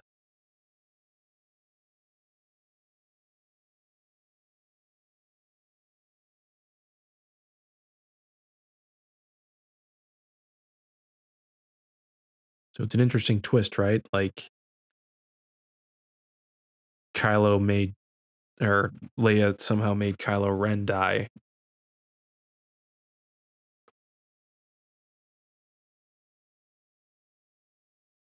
Yeah, this whole scene's just, it's beautifully surreal.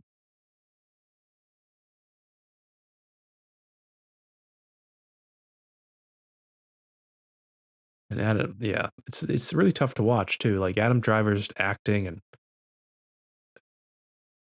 his emotion, and Harrison Ford's emotion as Han in this is just, it's really just intense. I mean, he's shaking right now, trying to not cry. Like that's so tough to do. Oh man, then the Han Solo caress right in the scar, same way that he did that when he got impaled. I think when Kylo Ren says "Dad" in this, totally gut wrenching.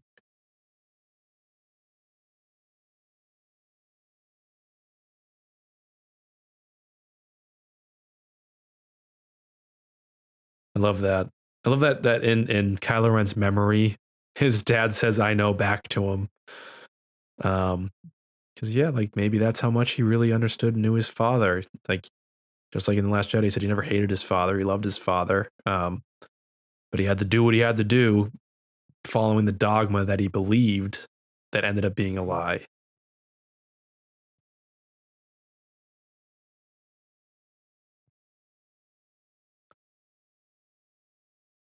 I thought this was a pretty classic homage to like Empire Strikes Back too.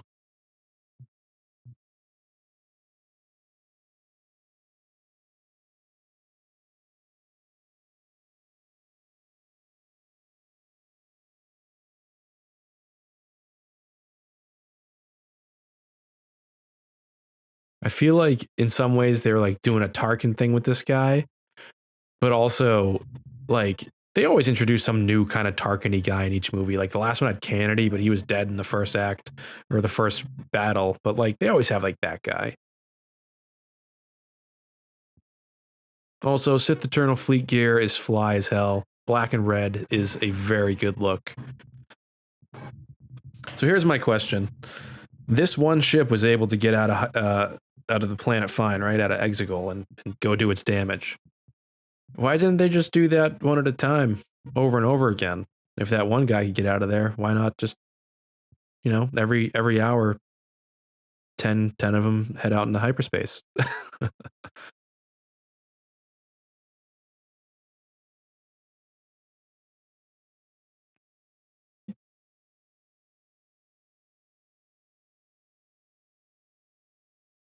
So I have no problem with all these ships having planet killing weapons, right?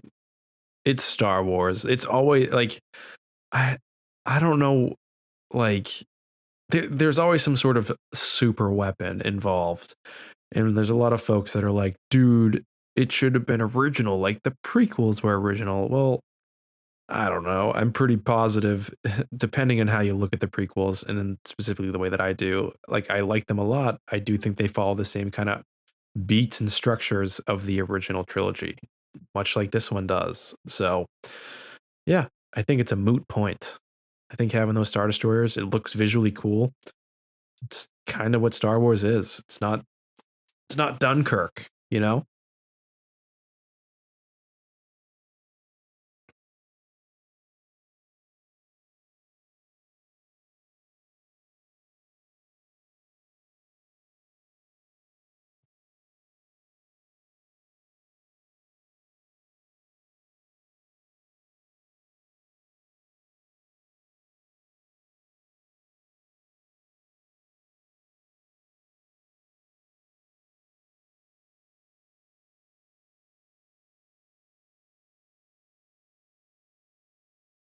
And Finn is about to receive information and now give information.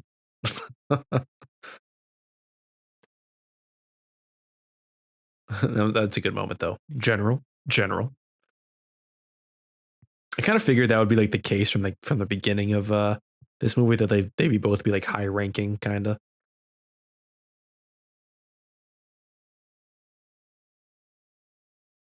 All right, so now we're on Oct 2. This sequence is a little bit bizarre for me. It always will be a little bit. Like, it's very just like we're there and we're gone. Um, and just an FYI, like the reason that she lit that on fire was because Luke lit his on fire in the book. So it was like a direct, like, I'm doing what you did. And there's so many people that are like, the X-Wing was always usable, man. Well, I'm like, well, yeah, for JJ's purposes in this movie it is, but all right. The catch that shook the world. I actually really like this shot. I don't mind this. I don't find this offensive to The Last Jedi. I think it was a little cheeky. He's just smiling, being like, remember what I did? Don't be me.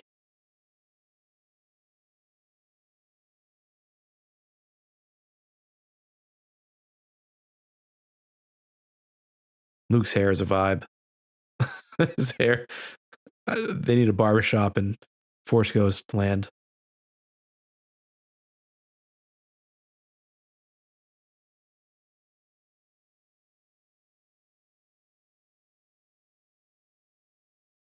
So there's a line, because you're a Palpatine, right? Like, Leia knew it too and all this stuff. I kind of think it doesn't matter who knew or who didn't know, and obviously Luke would know everything in the Force Ghost because they're basically omnipotent beings at this point. But the point is that Rey needs to be unbounded or unbound by worrying about her bloodline. Just like Leia, she was the daughter of Vader. So if Leia could deal with it, Rey can rise above it too. Or I'm sorry, Leia was the daughter of Vader. That's what I said. And I think also, like, JJ was trying to make us sense that sort of similarity between Rey and Leia and like the shared path that they're gonna have. So this whole sequence is beautiful, guys. I love this. Seeing the green saber is like getting like I don't even know, every Christmas present again, over and over again. It's just such a good little sequence here. And they shot so much of it. There is a lot more to this little duel.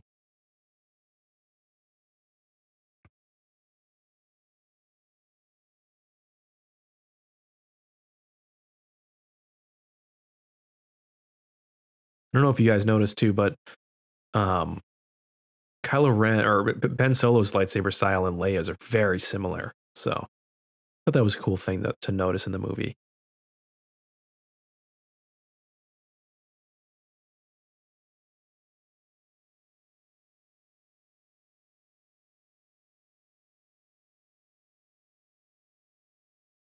So yeah, like some time was supposed to pass because now the ship isn't exactly on fire. Like a rain was supposed to have come by. Ray napped, and then Luke is raising the X-wing out, which I do get the chills watching this scene, but I also get annoyed sometimes just because of Luke was unable to get off of Octu because he needed to get on the Falcon to go help the Resistance, and then Ray left and all that stuff.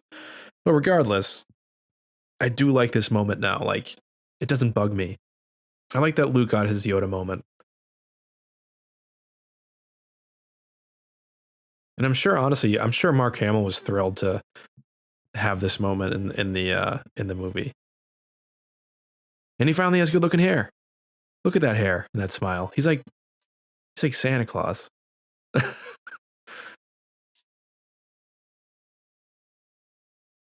Yeah, Ray was supposed to like fix that up, and then they were gonna head out, etc.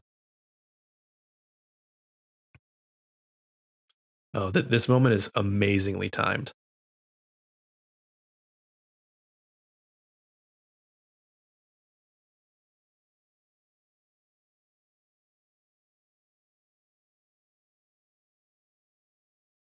It's probably like the most R2 C3PO like basic banter that we've ever gotten in the sequel trilogy too. And I'm so thankful that it did happen. It was much needed. I guess, R2 has no more low power mode issues or something.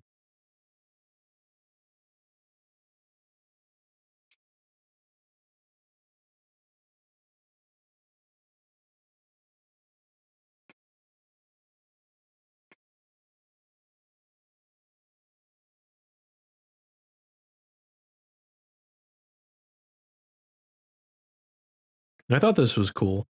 I thought this was like a clever way to also sort of like have a tie to Luke and leading the charge to finish off the Emperor once and for all. Like Luke's X-wing brings her there. Red 5 is the one that leads the way. So again, it's another homage to the first Star Wars, because that's JJ's favorite movie. But yeah, I liked it. It is a little egregious how many homages to one specific Star Wars film one man can do. But then again, it's also impressive.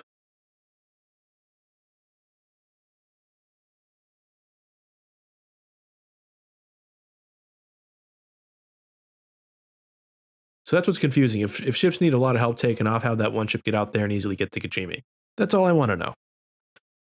That's my question of the day, folks. Please leave a comment down below.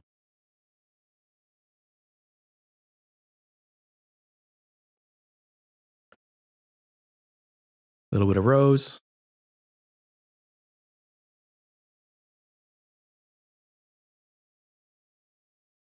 I actually thought that line in the movie was pretty funny when like Beaumont's like, we need to pull some Haldo maneuvers. Like I literally thought that was funny. I laughed. And it actually does happen in the movie if you pay attention to when we see Wicket and his son.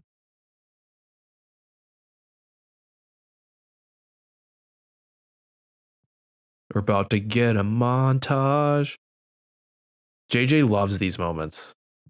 He's like, let's get busy and ready. Let's gas up the jets.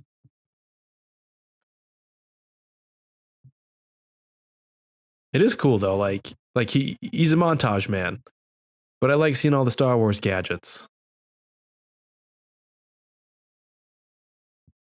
It's too bad we didn't see the more of the interior with Lando saying "one more time, Chewie," and potentially even seeing Chewie's holo of him holding little Ben. I love seeing that ship take off. Finally, we see a ship take off, guys. It's the third one. Fourth one. Fifth. Yeah, so here's where all the ships finally take off. We finally see the glory. Everything I've wanted to see. I am curious, like I know that like with the previous like leading up to books, like we know how they kind of assembled their mini fleet here, but it does seem a little larger than expected.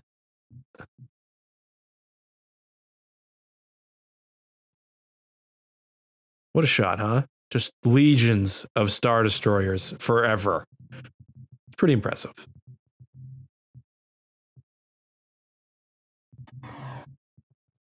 Now, I don't know if this is intentional or not, but they use the same cue that Kylo had when he was going towards Exegol for the first time with Rey as she's venturing towards Exegol. Now, my thinking is like, that's to represent the dyad.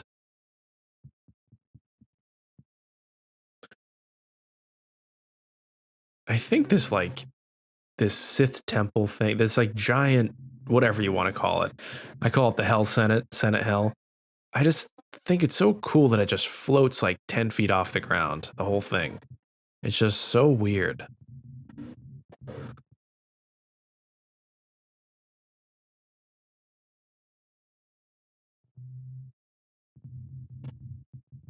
So the Battle of Exegol has begun.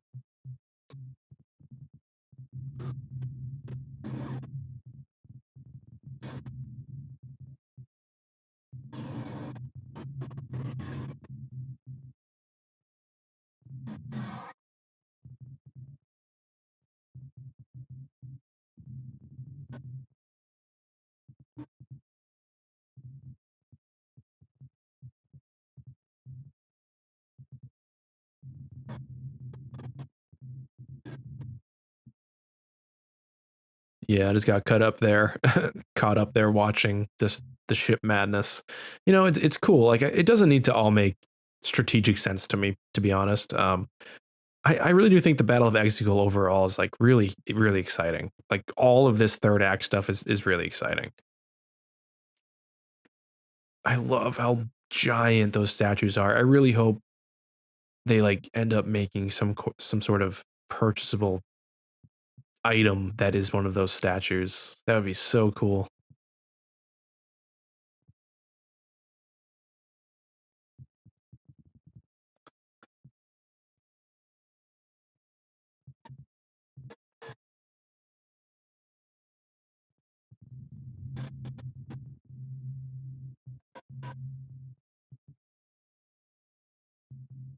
I do wonder how they got all the Orbaks in enough time onto like the landing platform thing there.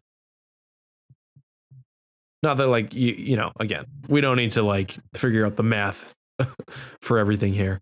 Just curious.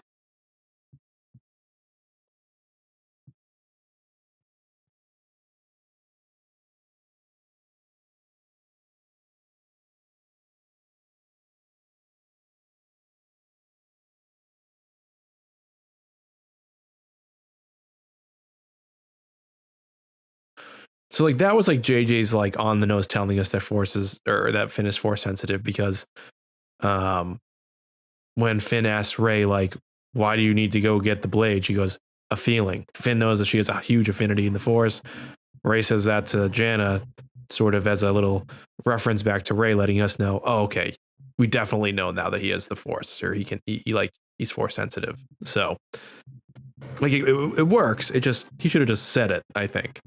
Or like shown a thing, shown a bit of like his force ability beyond just like, hey, I know it's there, you know?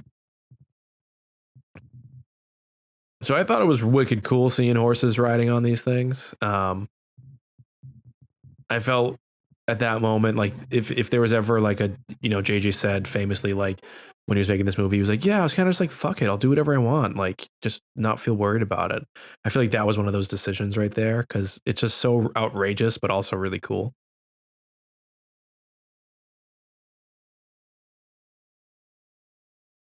And I absolutely don't think it's lazy at all that JJ Abrams was like, I'm going to use some of the Return of the Jedi art to finish off this what do we call this? A nonology? Yeah. Like this is the Return of the Jedi Emperor's throne that used to be in a lava cave, but now it's here in this Death Senate. Well, gymnasium, I guess. A Sith gymnasium. So this thing says voices chanting in alien languages. So maybe those are not just humanoids, but just tons of random Sith acolyte peoples, various races all over the galaxy.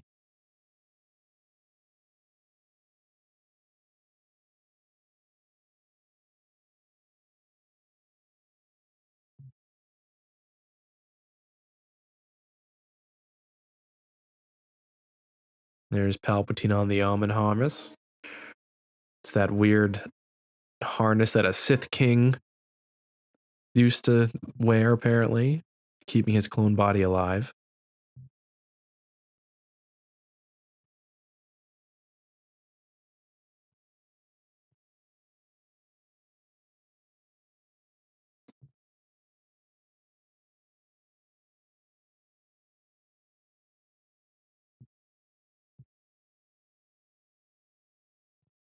I love that we have no idea where the hell the arm extends to, like how far up it goes, how the hell it works, really.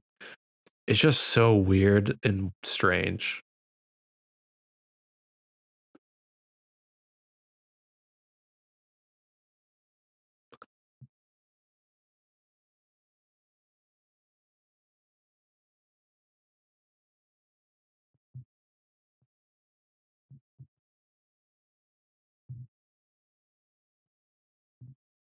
So I found this bit fascinating and not necessarily contradictory to canon that's in the movies, but potentially contradictory to like a lot of how we think about the overarching lore of the of like how Sith work and the reason for the rule of two. Because now it would seem that like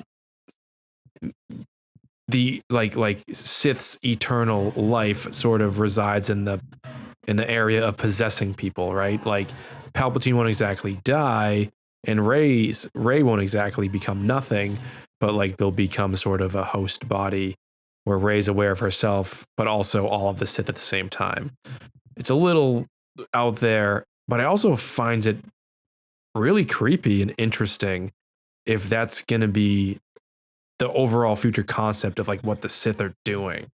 Like they're just these like vessels of like hundreds of thousands of Sith through the years that have passed on themselves into other host bodies one after another. It's very interesting. And we also know now that had Luke Skywalker struck down Palpatine in Return of the Jedi, his spirit would have passed into Luke. So Vader was actually protecting his son.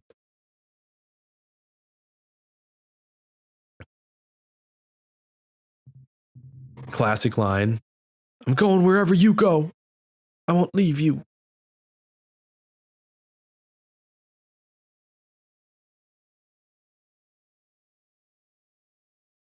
Now, I'm pretty sure it's Chris Terrio who plays either the body or voice or both of Aftab Akbar. Okay, so right here where the music cue goes into the choir, I actually thought in the theater that it was the Sith people doing the choir stuff. Like the second Palpatine raised his hands, that like the Sith Eternals are like, hi, yeah, yeah, yeah. And like, I was like, what is happening? But then I quickly realized, like, oh, it's just the score. It was just so perfectly timed.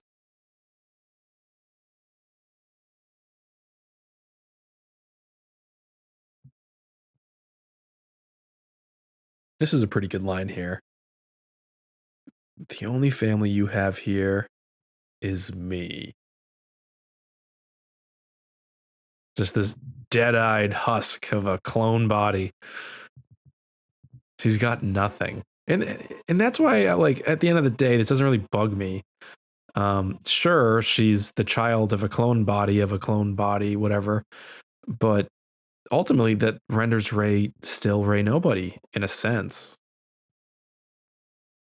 And like I said in a video, she's denying the privileges that come along with her heritage.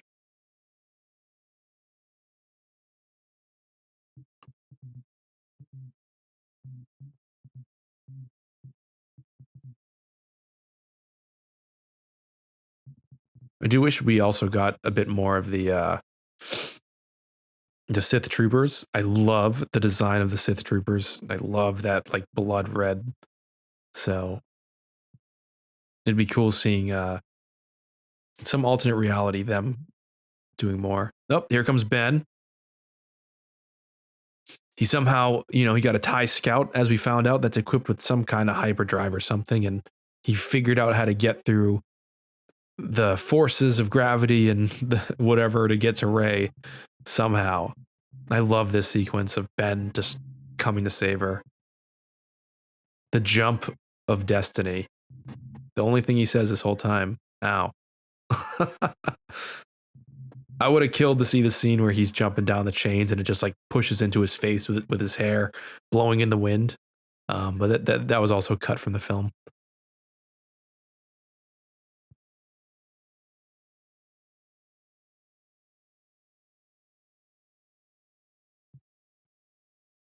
That moment in the trailer seemed to have like so much weight, but it's just so quick and over in the movie. You know, maybe I do take back a little bit of Finn having no arc. I mean, at the end of the day, he's willing to sacrifice himself to save everybody. So, I mean, that's not nothing there. Love this Han Solo move. When Ben Solo emerges, he just is Han Solo. But he's also himself, right?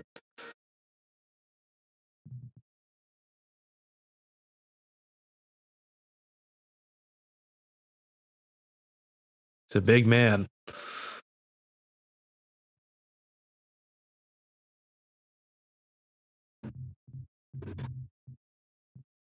This is like the most action we see the Knights of Ren do, kinda.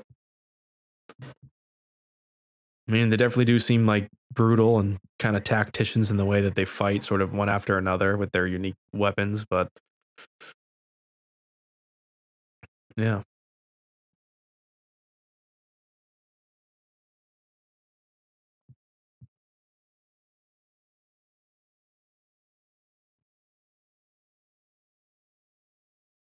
It is interesting that Palpatine can't really sense what's about to happen here, but I like what happens here so much that I don't care.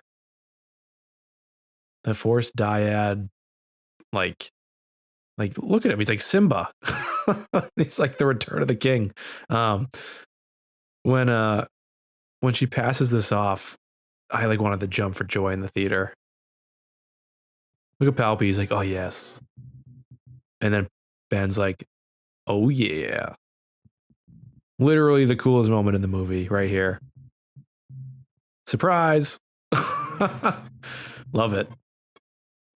He is a wild beast. I will say it's hard to kind of follow what Rey's doing in this sequence sometimes. Still very cool looking. Love this move. Don't know what I would call it in dual terminology. But yeah, Ben Solo is just a madman of flourishes. He's so different. I love this too. Like Rey's kicking ass, and then all of a sudden, Ben comes to join here and just pummels that guy to the ground. They're in like perfect harmony here too. It's this shot right here. Such a good shot.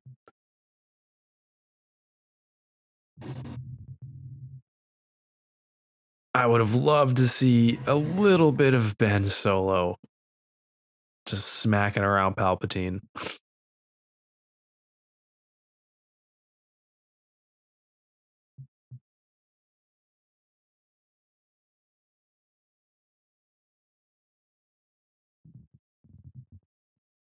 So is that I thought this whole dyad thing was interesting. So like we learned that it's a power like life. So I'm not sure exactly what that means, but like in the Sith Eternal Cult lore, which we learned from the book, like there was a prophesized dyad, and apparently it ended up being Kylo Ren and Rey.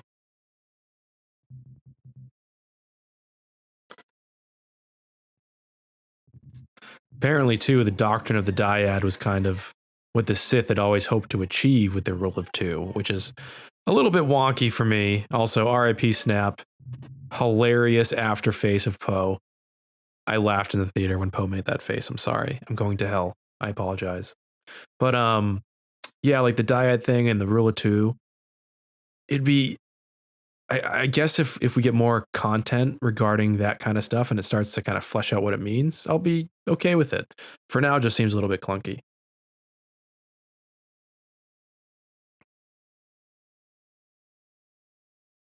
This next shot, with Lando and everybody. When I was in the theaters, the screen was so big that I was like overwhelmed at how many ships were in the sky. It's relentless. Like that is such a wild shot. Somebody said, JJ, do you want ships? JJ said, every ship possible. And then he said, times it by 1,000.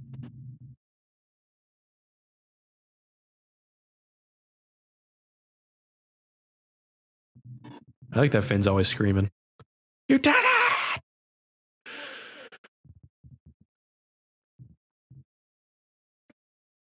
It's too bad that Snap Wexley's stepdad showed up after his death. But yeah, I'm happy to see the OGs back in the seat.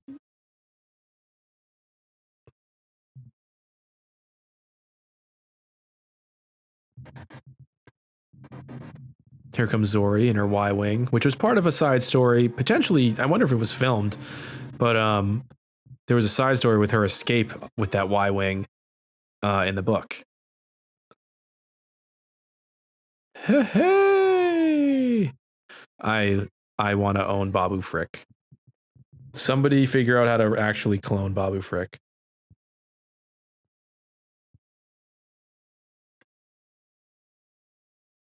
I love this, like, I love this Palpatine right here where he just gestures to his people. He's like, voila, look at me. I'm back, everybody.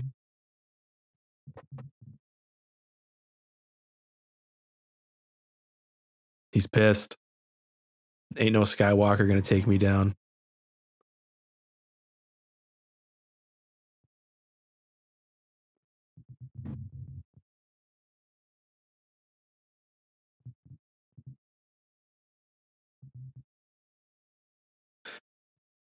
It is pretty intense, right? Like Ben just like gets there, does his thing, quickly gets like kind of thrown down into a, you know, pit of death.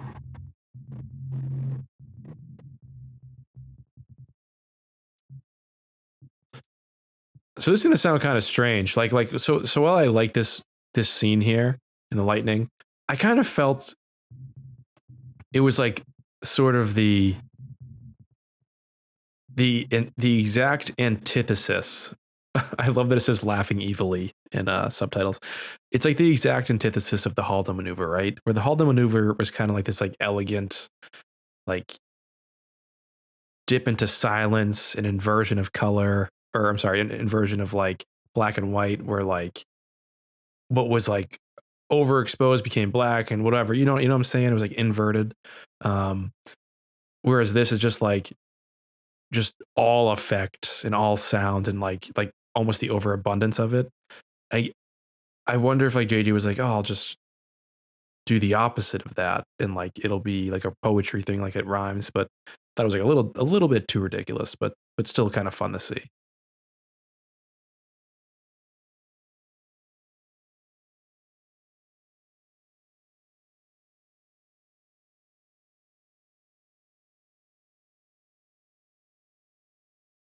I really like this scene with the voices. However, I really wish that what had happened is that after she starts hearing them and she stands up, we start seeing them behind her. And we could pull that off with CG for sure. Especially like Anakin and stuff. But hey, you know, like I said, this is what it is. The movie exists as it is, and I accept it.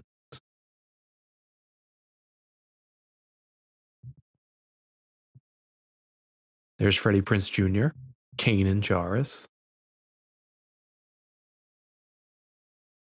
And then finally Luke talks to Rey, and she finally stands up and grabs the saber. Now that's something that or Rey had been waiting for in the book the whole time, reaching out to Luke, hoping he would talk back, and he never did until then.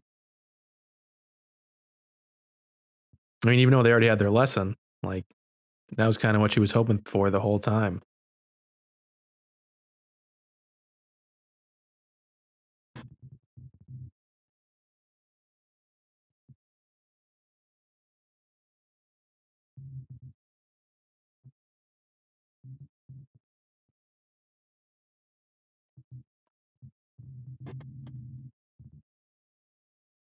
So now Rey and Palpatine are in the ultimate Force standoff.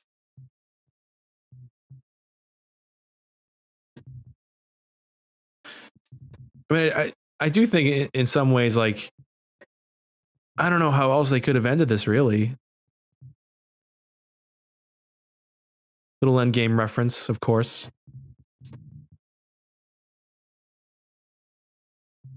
I'm not sure if that was really intentional or not.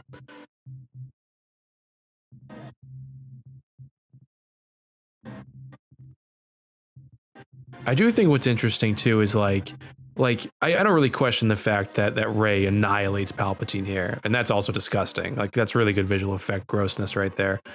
Like so she like annihilates him right here. Palpatine is gone, right? But isn't that what he wanted? Now, does it mean that intent? Also, who would ever want to be in the stands when this is happening? I would never be a Sith Eternal cultist because I would be afraid of things falling on me. So yeah. But yeah, just the whole Palpatine being dead thing. Also, hold on. Pride going out the way he does here is so brutal. You're gonna see his body. Yeah, you can. If you freeze frame that right before he actually goes out the window, you can like see him a little bit contorted, and it's like horrifying. Um, but yeah, like he wanted to be struck down, and so he could pass on his soul. So like, either the joke's on us and he won, or like the internal logic of that whole part of the story just doesn't really matter. So I'm 34 years old thinking too hard about a kid's movie.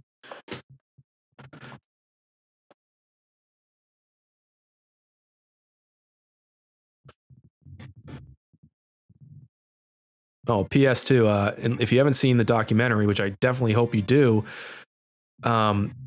what Finn and Jen are on here is practical. It's just composited into this like thing here. You know what I mean? Like that little thing that they were on as it was like twisting and they were falling and sliding. Like that was like an actual twisting set.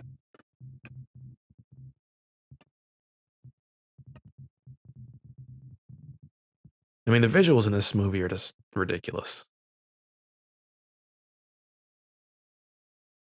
All right, guys, here comes the sad part of the movie, or the heroic part, or the confusing part, or the best part. Either way, I love this part.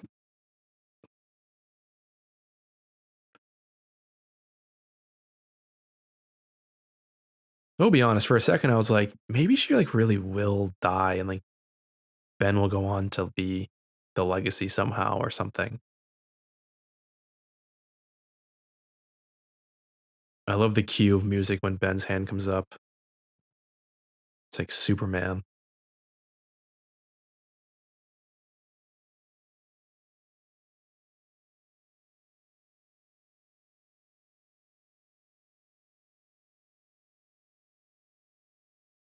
It's definitely kind of heartbreaking thinking that like once he finally comes back to the light, like again, I don't think he can atone for exactly everything he's done yet, or you know, he's not necessarily going to be forgiven by everybody for who he is and everything. But yeah, it's just kind of sad to see that this is what he had to deal with the second he became Ben Solo.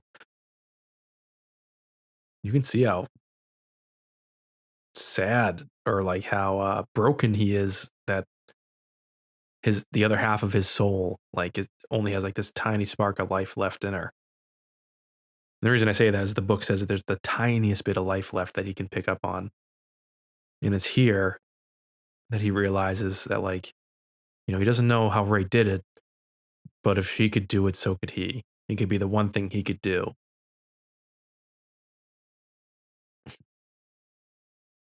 I think this is a beautiful scene. Like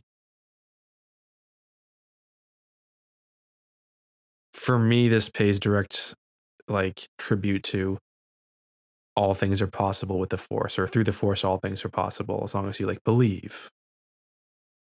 And that's exactly what Ben Solo is doing.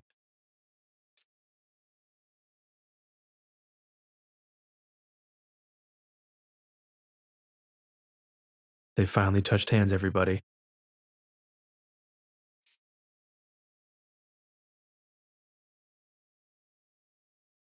I think here it's like, without the knowledge of the book, I think Ben's just like, I can't believe this worked. He's like completely just full of happy. That is a man who hasn't felt happiness in so long. And then he gets kissed. He's overwhelmed by it. And then he just dies. But yeah, he poured everything he had back into Rey. And that was the only way to do it. Just like Leia gave everything she had for him to give him back to the light, and Luke gave everything he had for Leia to save the Resistance. Ben Solo gave everything he had for Rey, the last hope, so the Jedi could live on. I mean, it's not really as clunky and jarring when you think of it through the big picture and not through like the tiny desires we all kind of wanted from this. But yeah, it's sad seeing him pass away. And I do wonder, okay, with Leia passing on in that moment, my biggest wonder is, and I can't remember if this is in the book, if she wanted to help her son transition into the Force. Because to me, if that's the case, it's beautiful and just makes you want to cry. Also, this whole thing here just reminds me of Battlefront. Exegol in the daytime. Rey's finally wearing a pilot helmet, or a X-Wing helmet for a reason. I like it.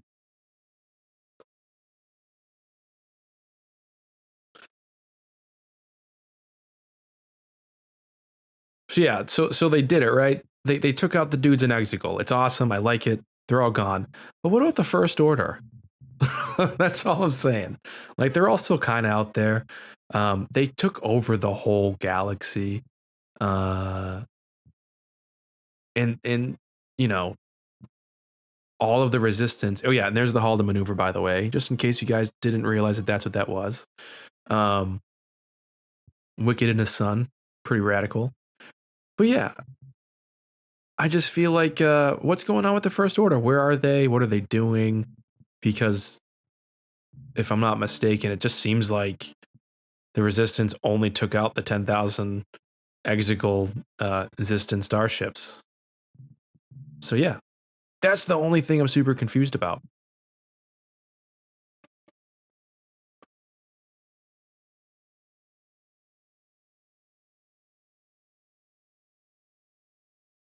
Now this movie definitely wraps up pretty quick. Like literally, like from here, it's basically just a sequence of hugs, some really good composition, the music swelling. So, oh yeah, I forgot about this. I love this with Poe and Zori. They're like, hey, want to get busy? She's like, nah. With such a good bit of humor. Also, not enough Claude. We need more Claude in this movie.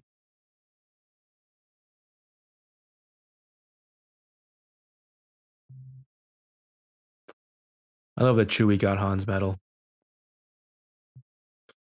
Just so you all know, Leia was also holding that for a little while before she passed away, so most likely it was always her plan to just give that to Chewie. I like that little homage. Again, referencing the first Star Wars. And also C-3PO's line there referenced the first Star Wars. Did you hear that?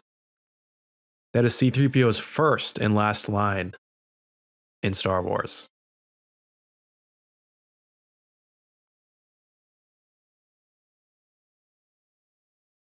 I gotta say, that looks like a fully operational, functional, brand spanking new X-Wing that never was in a swamp for like 6 years, or in the ocean.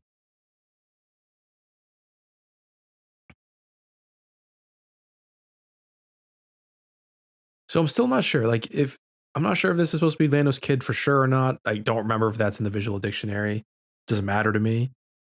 But I like this little beat here where he's like, "Let me help you find your people." I thought it was awesome. I thought it was nice. Kind of like giving us something to think about for like what's gonna go on after this story ends. Like, what are people up to? And it's a lot of finding lost folks, maybe First Order kids going to find their families.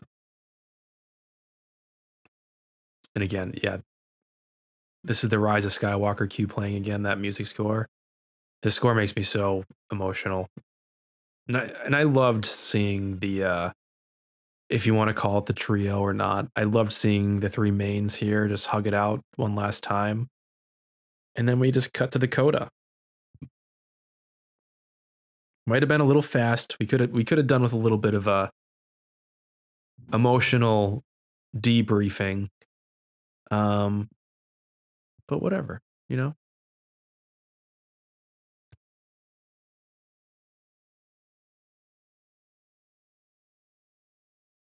So I really like this end sequence. I have zero issues with it. A lot of people say that Rey's terrified and horrified that she's here, and I say no, she isn't. She's paying her respects in the way that she understands how, to her masters and those that came before, to where it all started, and it's like a meta paying respects and a narrative paying respects. It's not or it's not turning her into an infant when she slides down there. You know, it's just cool. It's just like if I was going to the Lars homestead. I think that's the point. Remember, Rey was a fan of the stories of the Jedi and Luke Skywalker. Why wouldn't she be interested in seeing his homestead?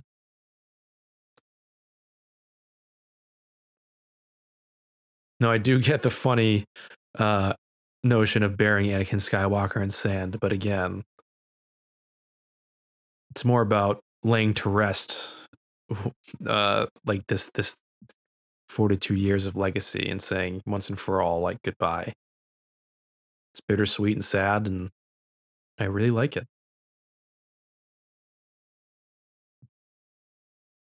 I mean, even that saber flowing through blue and then green and then yellow, it's kind of just going through the sabers of the original trilogy.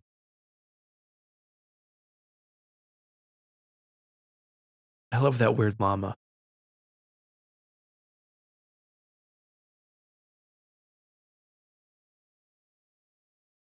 Imagine if Rey just stabbed her and then the movie just ended. No, I'm just kidding. I'm Rey nobody, mother.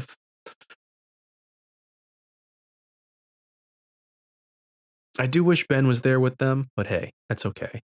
I love that we got to see Leia Force Ghost, knowing that she's gonna live on eternal in the Force with her brother Luke. And then we get the Rey Skywalker as the sun rises.